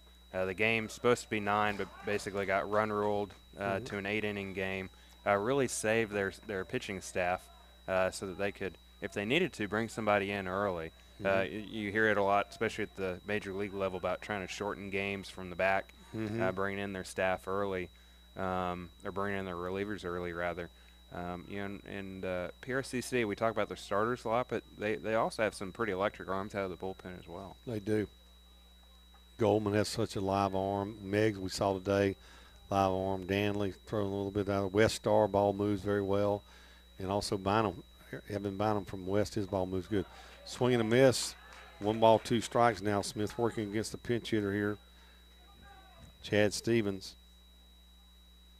1 out in the inning. Runner at first, runner at second for Northeast. Wildcats lead at 4-0 here in the top half of the 5th. Smith from the stretch. Here's the pitch. Fastball misses up high. 2-2.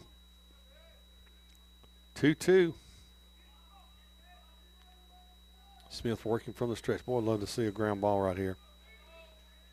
2-2. Here's the pitch. Here's the ground ball to Jordan. He goes to second for 1. That's the only play he's going to have. Ball got stuck in the webbing of Jordan's glove. Plus, it's a tough ball to turn 2 on. He had to come up a hole almost to the baseline to get it, but a good job by getting the force at second.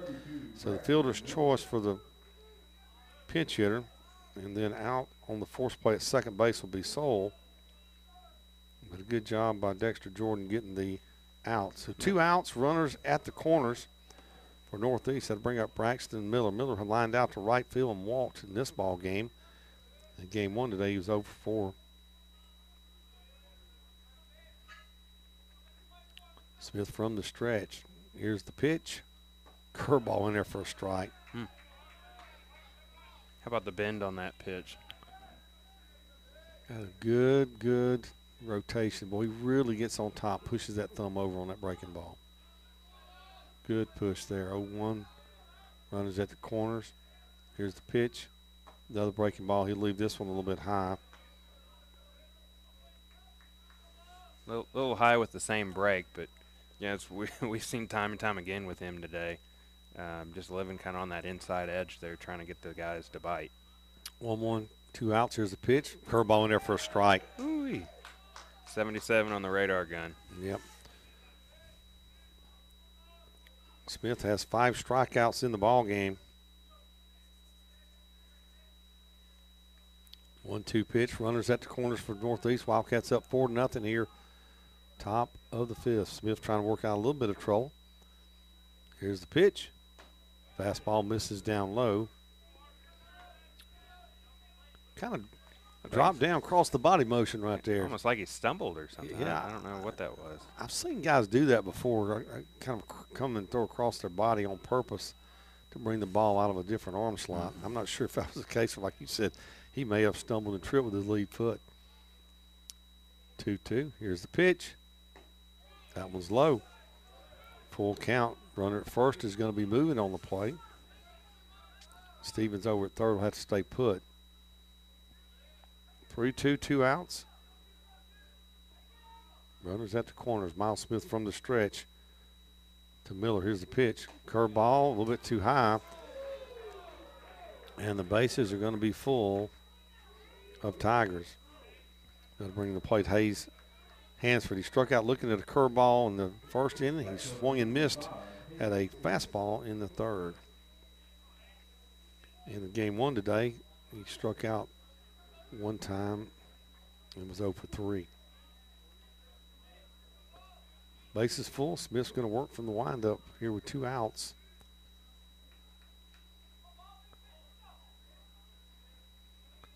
And Hansford's going to call timeout. Looks like Avalon's going to send Reed Goldman, one of the outstanding freshmen, really. Well, I'm going to tell you something, Patrick, and I'm going to say this. They just missed a ball because he's fixing to catch it here. He was set to throw, and he took his hand off the. You saw it too, didn't you? And that's what Coach Harrelson's telling them right now. Neither one of the umpires saw it. He's just going to turn one. Yep, they missed that. Right now they're trying to get Reed Goldman hot, quickly in the bullpen. Talking about a live ball we're going to see. Boy, Goldman's got one. Freshman from South Jones. So we'll see if Smith can work out of this. Bases full. Here's the pitch. Fastball going to miss low.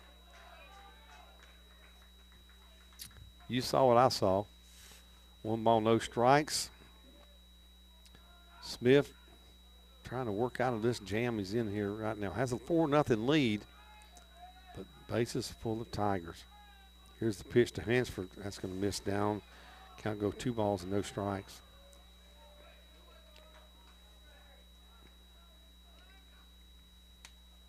And Austin Ezio is going to come in just to buy a little time.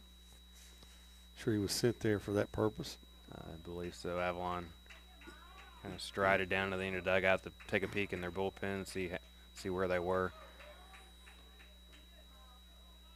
So 2-0 the count. Smith working here against Hansford. Bases full. Here's his delivery. Ground ball up the middle. That's going to be a base hit. 1 run is in. Around third on his way home is Stanton. He's going to score as well. So Northeast is going to score 2 runs here. Actually, that's the pinch hitter. Stevens going to score.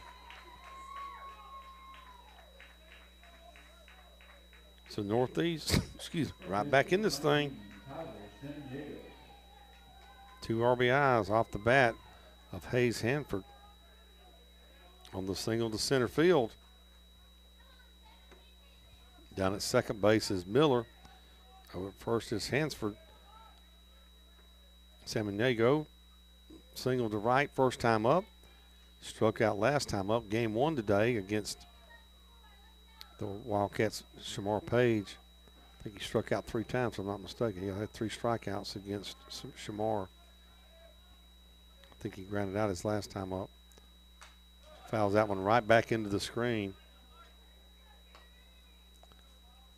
Samaniego, first baseman.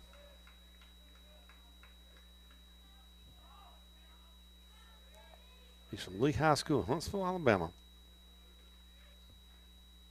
0-1 pitch. Big hopper hit towards short. Izio's going to cut him off, throw across, and make the play. Boy, good job by Izio. Wow. Izio cuts off. Cleveland gets to the baseball, makes the throw to first.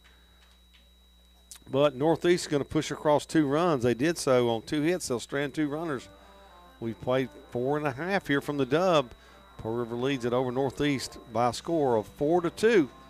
We'll take a break. We'll come back right after this.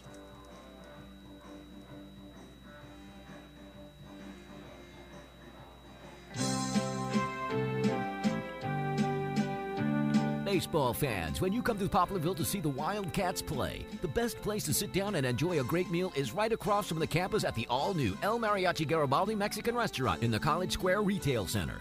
Open 7 days a week and until 10 p.m. on Friday and Saturday, El Mariachi Garibaldi is like a player taking his warm-up throws, his batting practices, his stretches, to be ready to play. El Mariachi Garibaldi is the same for fans to get in the mood with great Mexican food before or after the Pearl River Community College Wildcat baseball games. Just a few minutes across Highway 11 from the home of the Wildcats with your favorite domestic and imported beverages. Wildcat Baseball and El Mariachi Garibaldi. It's like DiMaggio and Gehrig, Glavin and Smoltz, Concepcion and Perez. El Mariachi Garibaldi Mexican Restaurant, where Wildcats young and old get together before and after the game. Go Wildcats from El Mariachi Garibaldi Mexican Restaurant.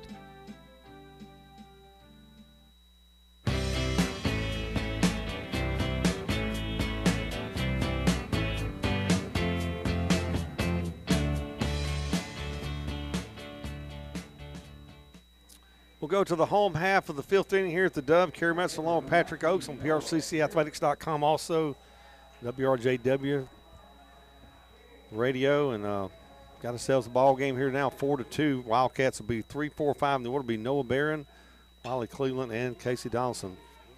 First pitch swinging. Barron going to slap it down the right field line. San Diego gives chase. He can't come up with it. And strike one here to Noah Barron. You know, look at the line, you know, on Miles Smith. 5 strikeouts, 2 runs. And we're good? Okay. Pitched well, just had that one little stretch there, and that inning just kind of like got a little damage and got the runs across. Big hit by Hayes Hansford to drive the runs in. Curveball, swing and a miss for Barron. Down 0-2 in the count. There you go. I'll let Patrick give the official line here in a second. 0-2 pitch. Misses outside. 1 ball, 2 strikes. Assuming Miles doesn't come back in to start the 6th, he pitched 5 innings, 2 hits, 2 runs, both earned, 5 strikeouts, and then 5 walks. Yep. Fastball misses outside, 2-2. And what I was going to say was that one inning, it was just like that inning right there. It snowballed. It snowballed. It just happened so fast. I mean, he's just rocking along there, you know, 3 batters, 4 batters, 3 batters. All of a sudden a walk and then another walk, and next thing you know, boom, they got something going. So after being down 0-2 in the count, Noah Barron, sophomore from Hoover, Alabama, has worked it to a full count here in the bottom of the 5th against Wilker. Here's a pitch, curveball, call strike 3, boy. Give him credit. Good pitch that time by Wilcher. Gets the strikeout on the curveball. And for him, that's going to be a strikeout. Let's see, that's going to be number 4. You know, I'm trying to see down in the bullpen. I can't quite see what's going on down there, but you know, Coach Avalon likes to use Reed Goldman kind of like a fireman in some ways, that stopper come in when there's guys on because of his stuff and velocity. You know, he's able to get them out of jams with a couple punch outs. So curious if he opts to let him start an inning with clean bases. Yep. That one gets away. Cleveland's safe at first. He's going to make his way to second base. Go back and walk you through that one. That ball was hit on the nose. It hit something on the mound and bounced directly to the shortstop's soul. He made a pretty decent throw, but San Diego had to come off the bag just a tad bit. The ball got by him, and then Cleveland alert base run. He's down there in scoring position right now here with Casey Donaldson coming to bat. That ball hit something. I don't know if it's not really I can't say a rock or anything out there, but he hit a lump. Just hit the side of the mound, really, Is that what to it be was? honest. Yeah, it just kind of bounced crazy. You know, I think if it misses the mound completely, I think it might have been a pretty easy single up the middle, but as is, kind of had to leg that out and then get a little help with the throw. Yes, indeed. So how you going to score that one, Patrick? Hadn't decided yet, huh? I mean, I would think it's a single if it ricocheted off the mound. Yeah, I think so, too. That's a single, and then a throw in there gets him to second base. 0-1 pitch. Donaldson, that's going to miss outside. I'm going to score an infield single and then move him up on the throw in there. So 1-1 the count here to Casey Donaldson. Donaldson struck out looking last time up, hit by a pitch before that. I'll give you a thumb up on that real All right. Line drive, just foul. Donaldson got one in on his hands and turned and got enough of the barrel on it to drive it down the right field side, but it's going to be foul. 4-2, Wildcats lead it. 3 spot in the third, one run in the fourth, and then Northeast just half inning to go. Push across 2 runs. An RBI single by Hayes Hansford with 2 outs. That's where we are, 4-2. Man in scoring position for the Wildcats at second spot with Cleveland. Here's a ground ball up the middle, fielded by the second baseman. Throw to first, low throw, picked out of the dirt. Good job by Samiego. The throw from Roach was a little bit low, but Samiego is going to pick it out.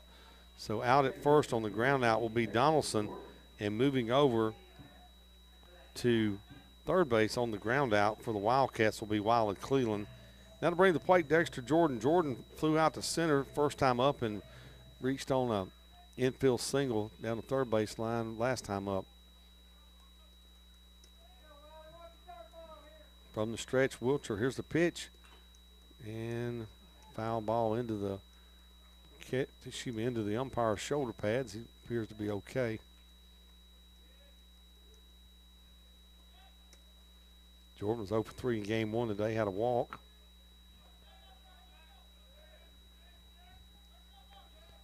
0-1 pitch upcoming. Wilcher working out of the stretch. Run at third, Cleveland. Here's the pitch. Hit hard left field. If it stays fair, that ball is going to get out of here. No, it's off the wall. It's off the wall right above the back Grubbs notation, and a double by Dexter Jordan will bring in Wiley Cleveland. I thought that ball was going to carry out of here. I really did. That was a wild one. Especially, obviously, if that wall wasn't so high, it would have cleared easily. Like you said, it ricocheted off the wall above Matt Grubb's name, and it seemed like they were playing the left fielder, shade towards center field. So, I mean, obviously, as high as it hit off the wall, he wasn't going to have a chance. But RBI for Jordan down at second base makes it 5-2. As Cleveland will score from third base. That ball was hit hard. That's a shot off the wall over there. My goodness. Let's see what Reese can do here. He lined out to right, first time up, walked, and was stranded at third back in the fourth. You think that might leave a dent? It might have made a little dimple. Here's one hit toward left center. Going back, and that's off the base of the wall, one hop. Jordan's going to score on his way to second base with a stand-up double. Is going to be Reese Ewing. So Wildcats here with 2 outs have pushed across 2 runs. They now lead it by a score of 6-2. Good job here by Pearl River, bouncing back, obviously surrendering 2 runs, top of the inning, and they're able to respond here to keep their lead. Back-to-back doubles. Jordan off the left field wall in the air, and one hop in the left center field gap there by Reese Ewing from Faith Academy in Mobile. That'll bring the plate Shamar Page. Page, a slow-low shot, a towering slow-low shot, his second of the year. Or was his third in the year? Patrick, let me go back and look at my notes here. Shamar, that was his second. That was his second. I was right on that. And he struck out on a curveball 1 inning ago. Here's the pitch. Curveball outside. Ball 1. Excuse me there. 1 ball, no strikes, 2 outs. Page batting from the left side. Sophomore from Raleigh. Here's the pitch. That's just a tad bit outside. And boy, the catcher Stevens was not real happy about that call. He held it there and kind of shrugged his shoulders.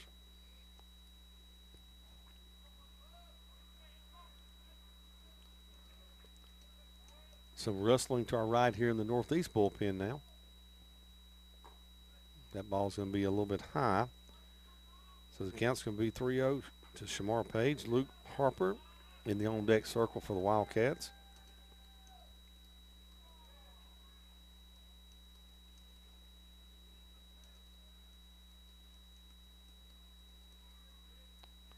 Let's see if he's got the green light.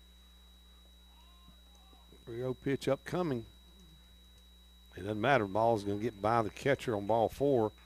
Page will be down at first with a walk. And moving up on the wild pitch will be Reese Ewing. He'll make his way over to third base. Runners at the corners for Luke Harper, and actually going to get a pinch hitter instead. Looks like Magruder O'Bannon. Yeah, I think you're correct. Sophomore from St. Stanislaus. Take this moment to update folks on the softball game across the street. The Lady Wildcats opened the game with a 2-0 lead. Coastal Alabama North bounced back and took a 6-2 lead, but right now they're in the bottom of the sixth, and the Lady Wildcats have plated 3 runs to tie it up. Mary Grace Turner single, Autumn Clark, and Neela McLeod back-to-back doubles, all in succession here. And they're not done yet. Looks like Brooke Fagan's also singled. So Lady Wildcats looking to split over there against Coastal Alabama North. Thank you, Patrick, for the update there, and Coach Lee White's Lady Wildcat softball team. Here's the pitch from Wilcher. Ooh. Did that get somebody? Did it get somebody came out of their chair over here in the third base dugout for the Wildcats? Not sure who it was. I think it would have. I think Coach Avalon almost laid it and knocked it down at least. Took a little oomph off of it. Somebody came out of that folding chair. He's the ground. holding the ball up against his head like if Coach Avalon hadn't gotten his hand on that. Holy cow. So 0-1 here to Magruder O'Bannon. Pinch hitting, throw to first base by Wilcher. Back in time was Page. I don't know, kind of a just, hey, I see you're over there type throw. Kind of reminds me, covering high school baseball, Lafayette County was at Neshoba County, or Neshoba Central rather, and one of the Commodores who ended up signing a D1 football scholarship, the dugouts, I felt like they were on top of the field almost, and he was a right-hander, and he just lasered a ball into the dugout, into the home team's dugout. Next time he came up to bat, everybody ran into the broom closet. Here's a play to plate, and he's going to steal it. I'll tell you what happened here real quick. Wilcher threw to first base, a lazy throw, and as soon as he did, Ewing took off from third. First baseman's throw back to the plate was a little bit wild, and so Reese Ewing is going to score from third base. Wildcats up 7-2, and Shamar Page will now make his way down to second base. The play before, Wilcher kind of lobbed it over there, and so the second time he did that, Reese Ewing, Johnny on the spot, he saw that, he took off, and he's able to score. I will say a perfect throw, a good throw would might have got him, but would have, I think so. Would have got him. 0-2 to Magruder. Some good heads-up base running. Swing and a miss, and he's down on strikes. But the Wildcats push across 3 more runs. They did so on 3 hits. They'll strand a runner. We have played 5 complete here from the dub per Leeds Northwest by a score of 7-2. We're going to take a break. We're going to come back right after this.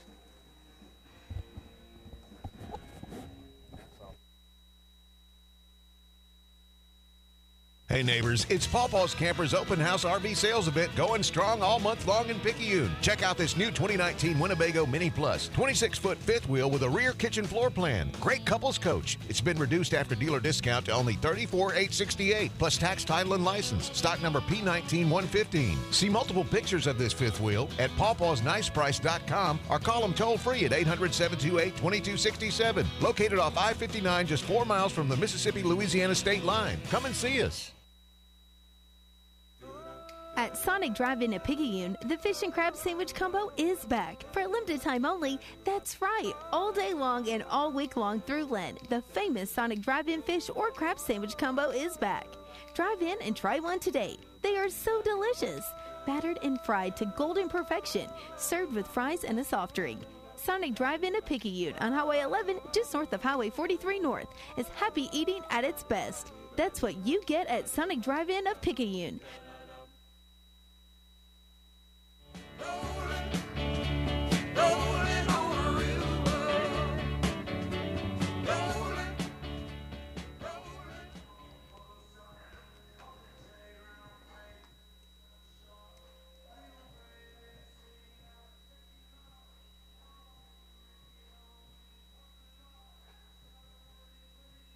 So Pearl River makes the pitching change here in the top of the 6th.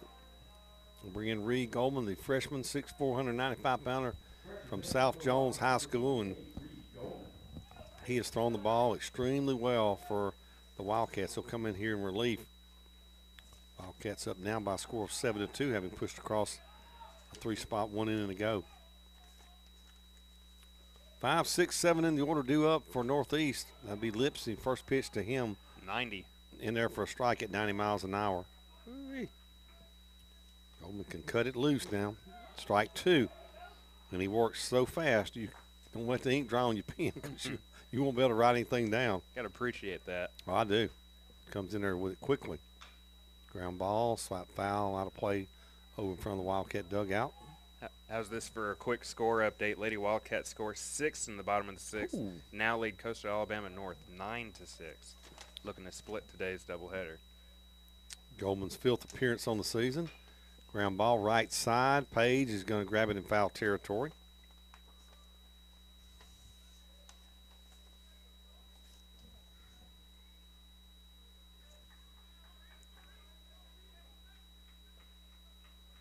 Goldman ERA is 2.45. 7 innings pitched, 3 hits, 2 runs, 2 earned runs, 8 strikeouts. That ball misses outside, ball 1.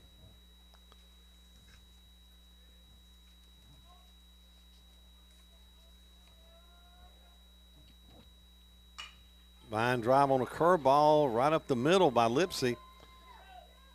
So Lipsy gets behind the count. He's going to single to center field. So Northeast with a runner aboard here in the top half of the 6th against Goldman. That'll bring the plate third baseman Ramsey Ivy. Ivy grounded out and strikeout his 2 previous at bats today. Pinch runner over at first base for Lipsy. Looks like that's going to be Reese Moore. I think that's who it is. Excuse me, it is Reese Moore. So Moore will be the pinch runner over at first base. Almost looked like kind of a drive-by change by Harrelson out there. I don't think he ever stopped. I think he just walked out, yelled what the change was, turned around, went right back to the dugout. So they bring up Ivy, the third baseman. It's been fun to watch. I'll tell you that for sure. It's been kind of fun today. The chawing back and forth between the umpires and both head coaches. For us, I don't know the umpires. Well, yeah. Well, they're probably not enjoying it.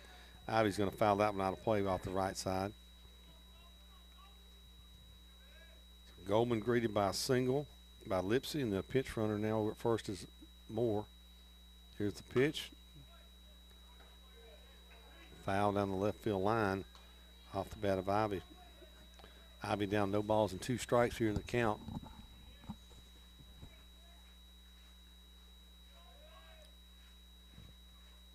(0-2). Wildcats up 7-2 here in the top of the 6th. Here's the pitch from Goldman. He's going to hit him. So Goldman gives up a base hit, and now he'll hit the batter. So 2 runners aboard here for Northeast. And due up for them is going to be the second baseman, Carter Roach. Roach struck out looking at a curveball in the 2nd and grounded out in the 5th. Second baseman, number 5, Carter Roach. Roach from Starkville Academy. 5'7", 150-pound sophomore. So Coach Harrelson's going to have a quick check on Ramsey Ivy over here. And Ivy says he's okay, so he'll stay in the game.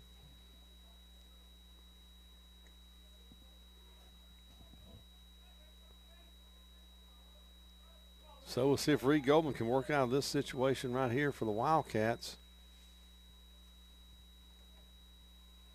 He'll work from the stretch. 2 runners aboard. Here's the pitch. Fastball misses inside. Well, that 3 spot's looking pretty big right now, Patrick. The Wildcats put up last inning. Look, this is a 7-2 ball game. Still a 4-2 ball game. Here's the pitch. Going to bunt it. And Goldman's going to field it. He'll throw to first base. Wide at first. 1 run is going to score. They're going to hold the other runner at third, and on his way to second base is going to be Roach. The throw from Goldman was over in the baseline with the runner, and Page could not get to it. And good job by Dexter Jordan backing up the player. Could have been some more runs. So it'll be an error on the throw. Run will score. And then moving up to third will be Ivy and Roach down at second base now for Northeast, and it's a 7-3 ball game. And I think there may be a pitching change for the Wildcats upcoming. We'll see what happens right here. Coach Avalon talking to the home plate umpire before he makes a change, or maybe he's making it and then he's going to walk out to the mound. We'll see here momentarily what they're going to do. But he's going to actually have a visit. This is his second visit. He wanted to check, see how many times he's been out there. So go out and talk to Goldman. Remind you the Wildcats will be on the road Tuesday at Colin. We'll be there with them. First pitch scheduled for 3 o'clock, airtime 2:50. I think that's right, Patrick. I think we checked that earlier. It's Coach Avalon. It is 3 o'clock. Thank you. Coach Avalon out having a conversation with his entire infield here. Lady Wildcats have gone final now. Big rally for them using the 6-run 6th inning. Ooh. They have topped Coastal Alabama North 9-6 to pick up the split today on their pink out game. That's a big spot there, a 6th spot in any sport. Without a home run in that inning, I believe. Wow. Singles and doubles. So Thomas Stevens, the catcher, will be the batter. He grounded out in the second. He walked and scored in the 5th. He bats here in the 6th. Runners at second and third. Wildcats going to play back and concede the run here. Goldman's fastball going to miss outside. What a nice stop by Harper right there. Or is that O'Banner? Is that Magruder? Magruder, O'Banner. Yeah, Magruder, he's in there. Sure is.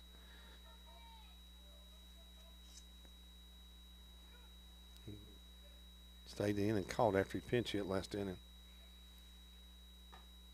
Fastball inside. 2-0 count to Stevens. Goldman in a little bit of trouble here.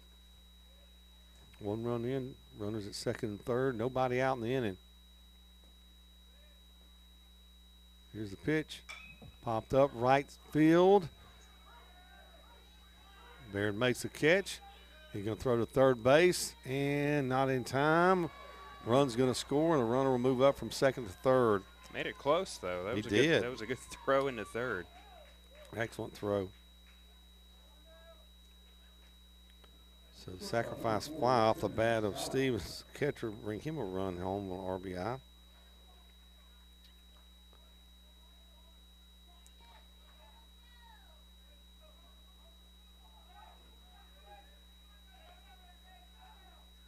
Shortstop Simmons sold the batter now. 7-4. 2 runs in. Strike in there from Goldman. Sold against Smith. Popped up to short and walked. 0-1 count here. Goldman working from the stretch runner at third. Slap foul out of play off the right side. 0-2 the count now.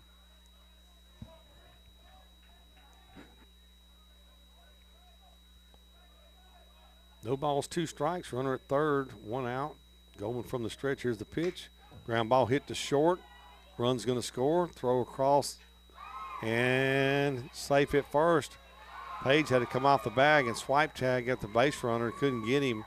Run's going to score. Runner's going to be safe at first. Yeah, I think we had to score that a throwing error on the throw from short. Number 6, Chad Stevens. That's correct. Well, I just said how important that 3 spot looked up there, Patrick, and even more so right now. Now bring up top of the order for Northeast, Bryce Stanton. Swing and a miss. No, it's not Stanton. I'm sorry, I'm mistaken on that. Stevens pinch hit for Stanton and stayed in the ball game. I didn't catch that. He actually stayed in the ball game. He pinch hit for him, and I guess he stayed in at center field. Pops this one up left side, out of play, back over the third base dugout. So Stevens batting here. So Stevens, he had a fielder's choice 1 inning ago. 0-2. Lifted toward left field. Taylor drifts back, and makes the play. Runner halfway will have to retreat back to first base. And 2 are gone here in the inning. Left fielder, number 32, Braxton Miller. Miller, the batter, the left fielder, he has walked twice and lined out to right field.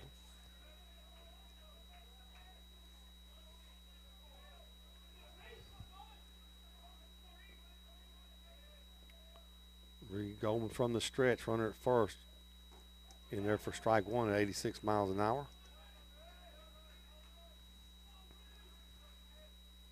7-5, Pearl River leads it. Northeast has put up 3 runs here in the 6th. Here's the pitch from Goldman. Swing and a miss. Fastball. So 0-2 here to Braxton Miller.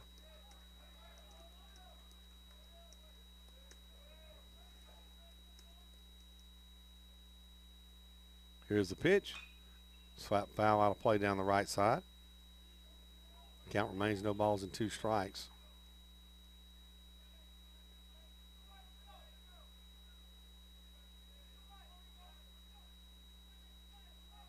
Oh, 2 outs. Reed Goldman from the stretch. Runner at first is Soul. Here's the pitch. Curveball going to be in there for a base hit over the shortstop's head. Just hit it off the end of the barrel there on a breaking ball. Good job of hitting right there by Stevens. Stevens will, by Miller. I'm sorry. Miller will loop that one over short for a base hit. And the tying runs are aboard here for Northeast. And Hayes Hansford, who had a single, drove in 2 runs, 1 inning to go, is up there again to bat. And that'll be a visit coming up here from Coach Mike Avalon. It looks like he's going to make a pitching change. I do believe he is here. That is going to be it. So that'll be it for Reed Goldman here. Wildcats up 7-5. We'll take a break. We'll come back after this. This is Donald Hart, Supervisor District 1, Pearl River County. We have put forth great efforts to try and clean our county up. If you look around, you see litter everywhere. On March 30th, we've planned a cleanup day. We're putting our best foot forward. We'd like for our whole county to get involved in this cleanup day. We're trying to market our county as a good place to come, work, live, and play. And so if you want to be a part of this, you'll stay tuned for information that's going to be coming out in Pearl River County Cleanup Day, March 30th.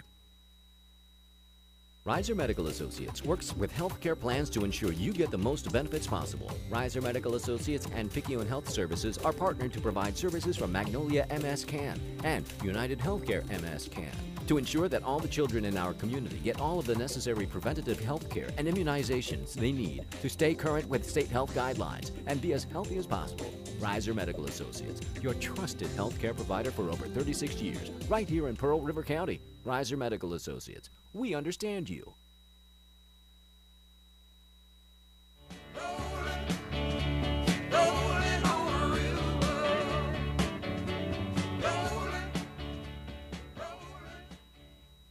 So Wildcats make a pitching change. Reed Goldman comes in, tough inning for Reed in relief, and he'll leave with 2 outs, 3 runs in. And Wildcats will go to the pen, bring in Trenton Lee. Lee, the sophomore right-hander from Picayune, will come on here and try to get this last out to get out of this inning. 7-5 ball game. Wildcats put a 3 spot up in the 3rd, 1 in the 4th.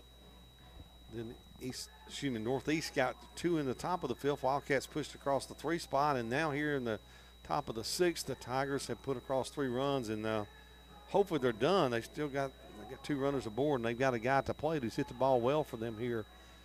Hayes Hanford had a RBI that drove in 2 runs for them, just 1 inning to go. So we'll see if Trenton Lee, the sophomore from Picayune, can come in here and put a little water on this gasoline fire before it gets too bad. 1.69 ERA. This will be his 5th appearance for the Wildcats. 5 innings pitched. He's got 5 strikeouts, does Lee. 2 runners aboard. Hayes Hansford. First pitch from Lee, 86, a little bit low. 86 miles an hour, I should say, a little bit low. Ball 1. Sun going down. Temperature dropping with it here at the Dub in Poplarville. 1-0. Here's the pitch. Just a tad bit low from Lee. And the count will go 2 balls and no strikes. Got to get something good here. Lee.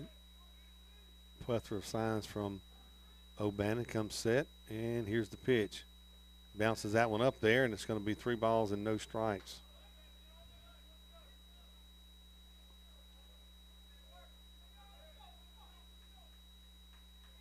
And Wildcats have another arm up in the bullpen as we look to our left.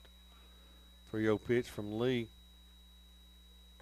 In there for, whoa, that's going to be a ball. Maybe it was a little bit inside. Bases full of Northeast Tigers. 2 outs. And to the plate will be Tyler Samaniego. Samaniego singled his first time up, then struck out and grounded out. Game 1 today, he did strike out 3 times, but that was against Shamar Page in that ball game. So bases full, nowhere to put him for Lee. 9th man to bat in the order, popped up out of play off the right side off the bat of Samaniego. 7-5, Wildcats lead Northeast here in the top half of the 6th. Trenton Lee trying to close this in and out for the Wildcats. Here's the pitch. Tad bit low at 87 miles an hour, and the count's going to go 1 ball, 1 strike to Tyler Samaniego. Samaniego from Lee High School in Huntsville, Alabama. 1-1 pitch. Sophomore right-hander Trenton Lee from Picayune gets the sign. Here's the pitch. Hit hard, right field. Coming in and making the play. Good job by Noah Barron. Good job by Lee to get out of it. So they'll send 9 men to the plate, Will, Northeast. They'll push across 3 runs. They did so on 2 hits. We have played 5.5 here from the dub. Pearl River leads it by a score of 7-5. We'll take a break and we'll come back right after this.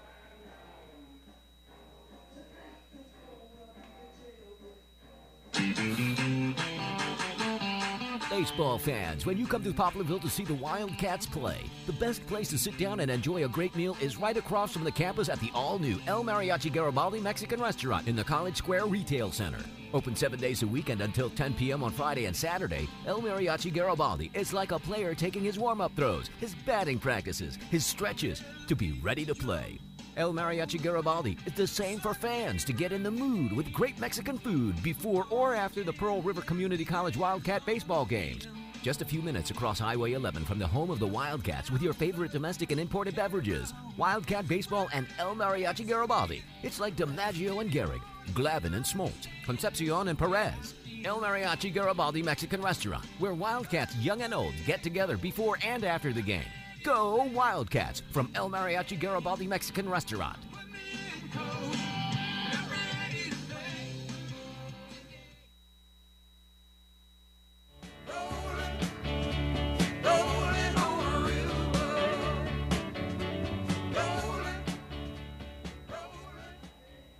So Northeast sends 9 men to the plate in their half of this, at the top of this inning, their half of it. They score 3 runs, make it a 7-5 ball game. They're going to make a pitching change.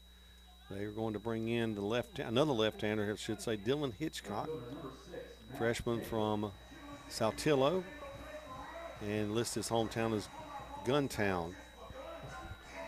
So top of the order for the Wildcats, Matt Taylor.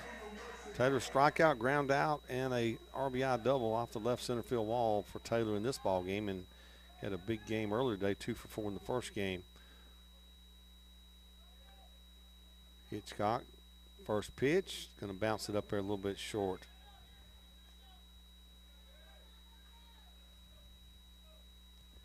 Getting a little cold out there, Mr. Oaks, after the old sun's making its way down over the horizon. Just a little bit. Just a little nippy. 1-0 pitch. Misses inside, ball 2. Taylor, Izio, and Barron due up for the Wildcats, top of the order here. Bottom of the 6th, they lead at 7-5. Over Northeast. Wildcats trying to get a sweep here as they open up Mac Jack play. 2-0 pitch in there for a strike on the outside corner to Taylor.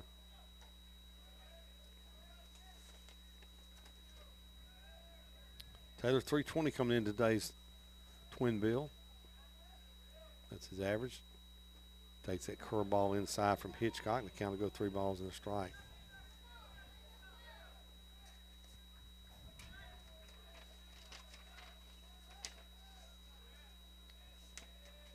Hitchcock taking a long time, and here comes the 3-1 pitch. catches the outside corner, and the count will go 3-2.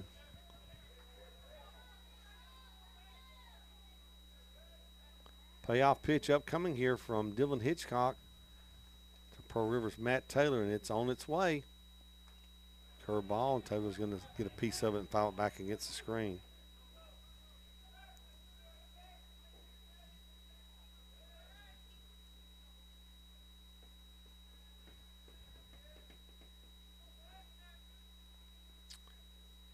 Three-two pitch again. Here it comes. A number off the right side off the bat of Taylor. And the count remains full.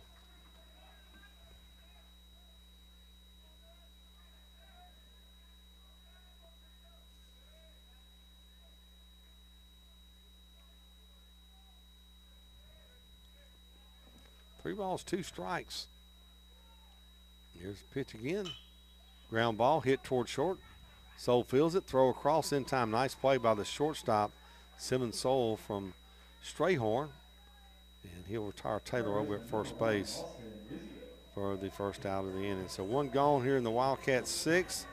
Brings up Austin Izio. Izio, first game today, 3 for 4. Second game here, 2 ground outs and a fly out to right field for Austin Izio, the freshman from Purvis Central High School. First pitch from Hitchcock. Be a little bit inside for ball 1.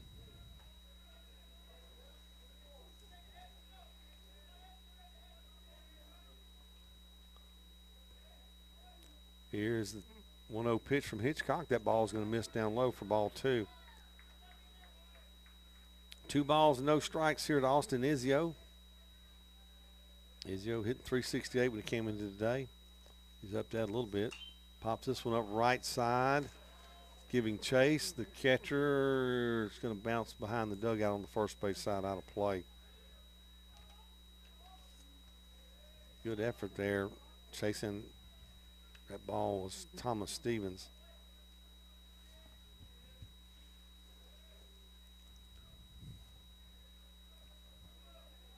Tip your hat, Stevens. He's called every inning for them today. Here's the pitch. Hitchcock, curve ball, call strike to Izio.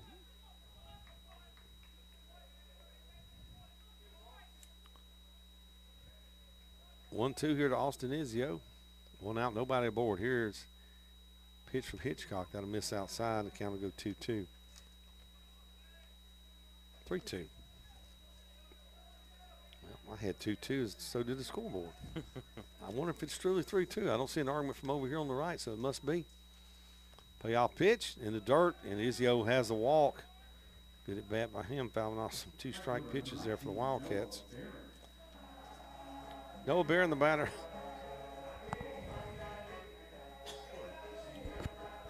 Barron, 2-run homer back in the third and popped out to foul territory in the first inning to third baseman. He struck out looking in the fifth.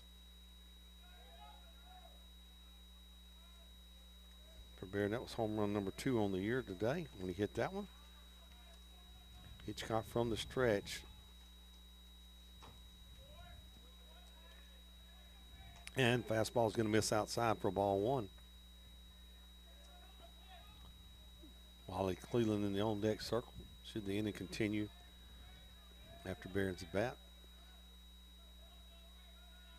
Hitchcock from the stretch. Here's the pitch. Change up a little bit higher. He call it a strike.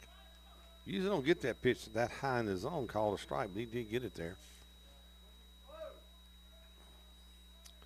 Barron, the sophomore from Hoover, Alabama, stands in with a 1-1 count, runner at first. Hitchcock going to throw to first base. Izio back and safely standing up.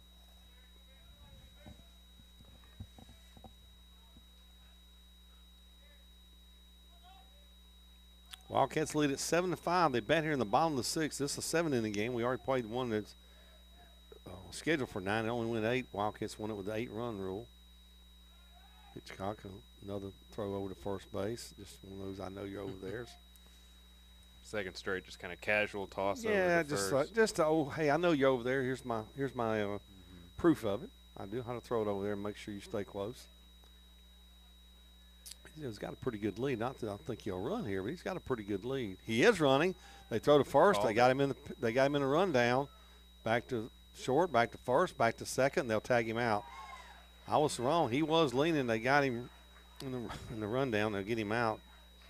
It's be a 1, 3, 6, 3, 4. Put out. I think it must have thought surely they're not going to throw over to first for a third time, and they did. So bases are empty now for Noah Barron. 1-1 County bats here with 2 outs. Here's the pitch. Hit to third. Ivy picks it up, throws to San Diego across the diamond for the out. Not your conventional 3 up, 3 down, but they did get the 3 outs. Go to the top of the 7th. Wildcats need 3 outs before 2 runs are scored, and they're going to get a sweep. We'll take a break, come back right after this.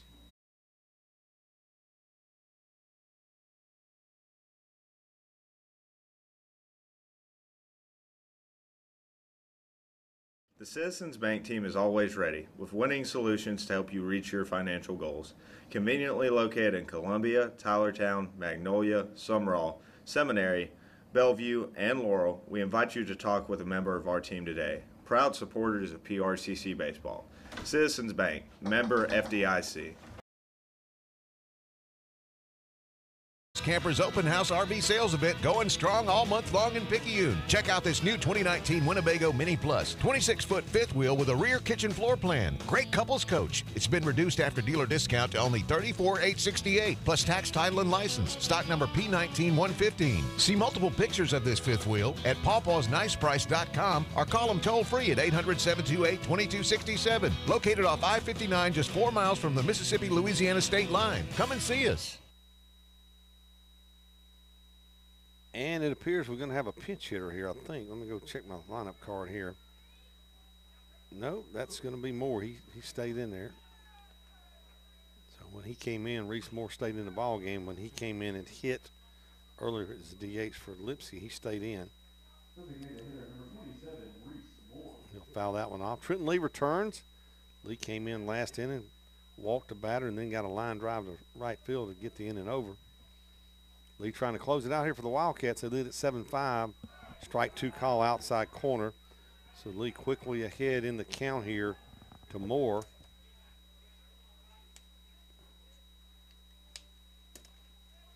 (0-2). Trenton Lee looks in. Here's his pitch. Ground ball hit towards second. Dexter Jordan gloves it. Throws on the first base to Shamar Page. And one gone here in the top of the 7th for Northeast. Bring to the plate the third baseman, Ramsey Ivy. Ivy on the day grounded out and struck out and got hit by a pitch. First chance for him to get a look at Lee here. Here's the pitch. Fastball going to miss just a tad bit high.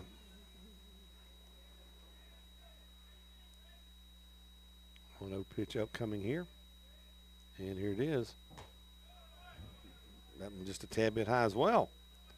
2 balls, no strikes to Ramsey Ivy. Trenton Lee trying to close it out here for the Wildcats. Here's the pitch. That's in there for a strike. 86 mile an hour. 2-1. Trenton Lee works here with 1 out in the top of the 7th. Here's the pitch. That was a little too high. And the count goes 3 ball and a strike. 3-1 the count. Trenton Lee on the relief here for Pearl River. Sophomore out of Picayune. Here's the pitch. Ball 4. So the tying run will come to the plate. That is going to be Carter Roach.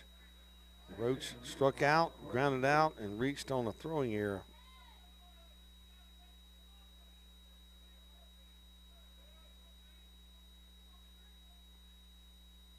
Oh, I'd love to see us in with a twin killing.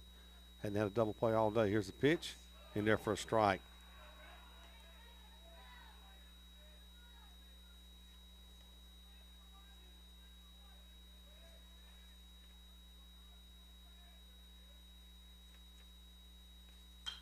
Popped up right field. Barron having trouble finding it, and finally gets a beat on it over near the line. He'll make the catch and get it back in. Boy, when that ball first went up, I don't think Noah knew exactly where it was. He kind of stumbled around out there, and he kind of got his bearings and found the navigational beacons and found that one drifting to his left for the second out of the inning. Brings up Thomas Stevens. I will just say this for any of the Northeast folks. I'll tip my hat to Thomas Stevens. He has caught every pitch for them today and done a tremendous job behind home plate. He's 0 for 2 in this ball game, but he did get an RBI sac fly last time up. Curveball from Lee in there for a strike. Wildcats 1 out away from getting a sweep here in the Mac Jack opener against Northeast here at the Dub. 0-1, here's the pitch. Curveball, that's going to miss outside. O'Bannon bounces out there. Keeps tabs on it.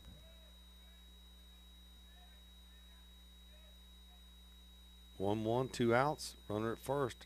Pearl River leads at 7-5. Lee trying to finish it out here. Curveball, ground ball up the middle. Cleveland grabs it, flips. Nobody at the bag. He thought Jordan was going to come to the bag. Jordan will throw to third, and they're going to get the runner at third base to end the ball game. What a way to end it. Oh, my goodness. Wow. Cleveland was going to flip it to Jordan at second base, and he wasn't there. And then the ball gets loose. They pick it up. They throw the runner out at third. Is that something? Your traditional 6-4-5, right? Exactly. Well, Wildcats get the win 7-5. We're going to get a chance to speak with head coach Mike Avalon here in a little bit. Don't go anywhere. Just hang tight here. We'll be back. Wildcats take this game 7-5. They earned the sweep. We'll take a break. Be back after this.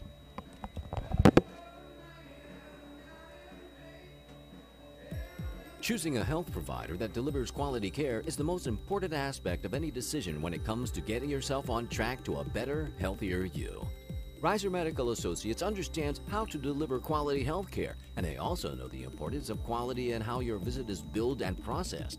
Reiser Medical Associates is rated at 94.7 on a scale of 100 in MIPS, the Merit-Based Incentive Payment System.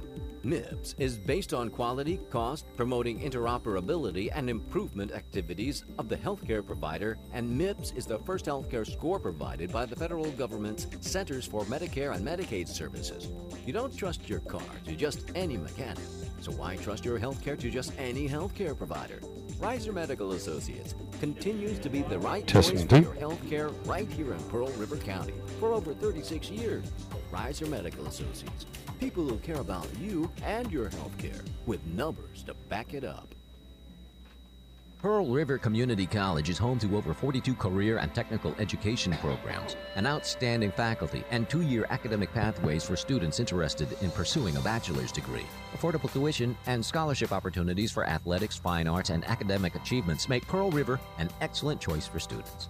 With multiple locations, flexible scheduling, and online courses, PRCC is prepared to assist students with reaching their educational and career goals. Come join the Wildcat team and enroll with the Maroon and Gold.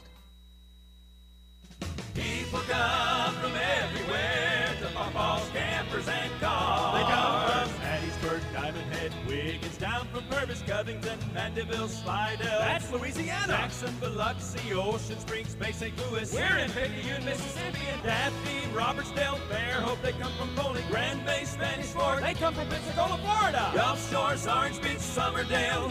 That's Pawpaw's Campers and Cars. Come and see us. People come from everywhere to Pawpaw's Campers and Cars. They come from Hattiesburg, Diamond Head, Wiggins, down from Purvis, Covington, Mandeville, Slidell. That's Louisiana. Jackson, Biloxi, Ocean Springs, Bay St. Louis. We're in Picayune, Mississippi, and Daphne, Robertsdale, Fairhope. They come from Foley, Grand Bay, Spanish Fork. They come from Pensacola, Florida. Gulf Shores, Orange Beach, Somerdale.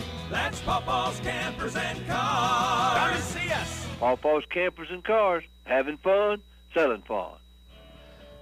Wildcats get the sweep here today over Northeast. We're joined now by head coach Mike Avalon. Coach, let's kind of look at these two ball games. First, ball game, Shamar, a good job getting it deep in the game and swung the bats quite well today in game one. Well, I can tell you this, they weren't their prettiest, but, man, they're beautiful and they're 2 Ws. So, we didn't play our best baseball, but, pitching gave us a chance. And we made enough plays and had enough hits to come away with 2 wins against a quality team to start conference out the right way. That was one thing I challenged them with. We're at home for 2 games. Now we got 10 in a row in conference on the road. So these were huge to get. Even though we didn't play well, we got a lot of things to clean up. But you're never going to be upset after 2 wins. Let's talk about game 2. Miles rocking along there, looking really good, and all of a sudden, like, baseball is a very, very punishing game sometimes. You get 2 walks, and all of a sudden we're in trouble. That's right. It's a very humbling game, and if you ever think you got it figured out, it'll bite you in the butt in a heartbeat, and that's kind of what a lot of us are learning. As a coach, I wish they learned it a lot sooner than later. But you know, he'll respond from it. It'll make him better. He's a heck of a pitcher, a heck of a competitor. I think he let his guard down a little bit, and he'll fix that. Coach, let's talk about the bats today. A lot of home runs today, boy. We swung it well. Shamar got one way back. The one that McKay hit, line drive. I could go down Donaldson's home run, just on down a lot of balls off the wall. Swung the bats quite well today. Right. Well, that's the thing that we're going to do. We've got some strength. We know it. This is the first time at home the wind's been blowing out all year, and you kind of saw the fruit of that. So, but anytime the wind's blowing out, we've got a chance to hit some balls a long way. We still got to take a better approach, you know, at other times. But, you know, that's something that's definitely going to drive our offense. Coach, got to go on the road Tuesday. Going to play Colin. Always talented over there. Absolutely tough. One of the toughest places in the conference to play. Just offensive ballpark, and you know, pitching is going to be at a premium over there. So you know, we'll make sure that we're ready to go. Coach, 2 good wins here at the Dove. Good to be back home. Absolutely. Go Wildcats. Go Wildcats. Thank you. That's head coach Mike Long. Thank you, Mike. So Wildcats get the sweep here today to take game 1 by a score of 9-1. They win game 2 by a score of 7-5, and the Wildcats will go on the road Tuesday to take on Colin. Was over there in South and MacJack play, even though the South Division in baseball, it all counts the same.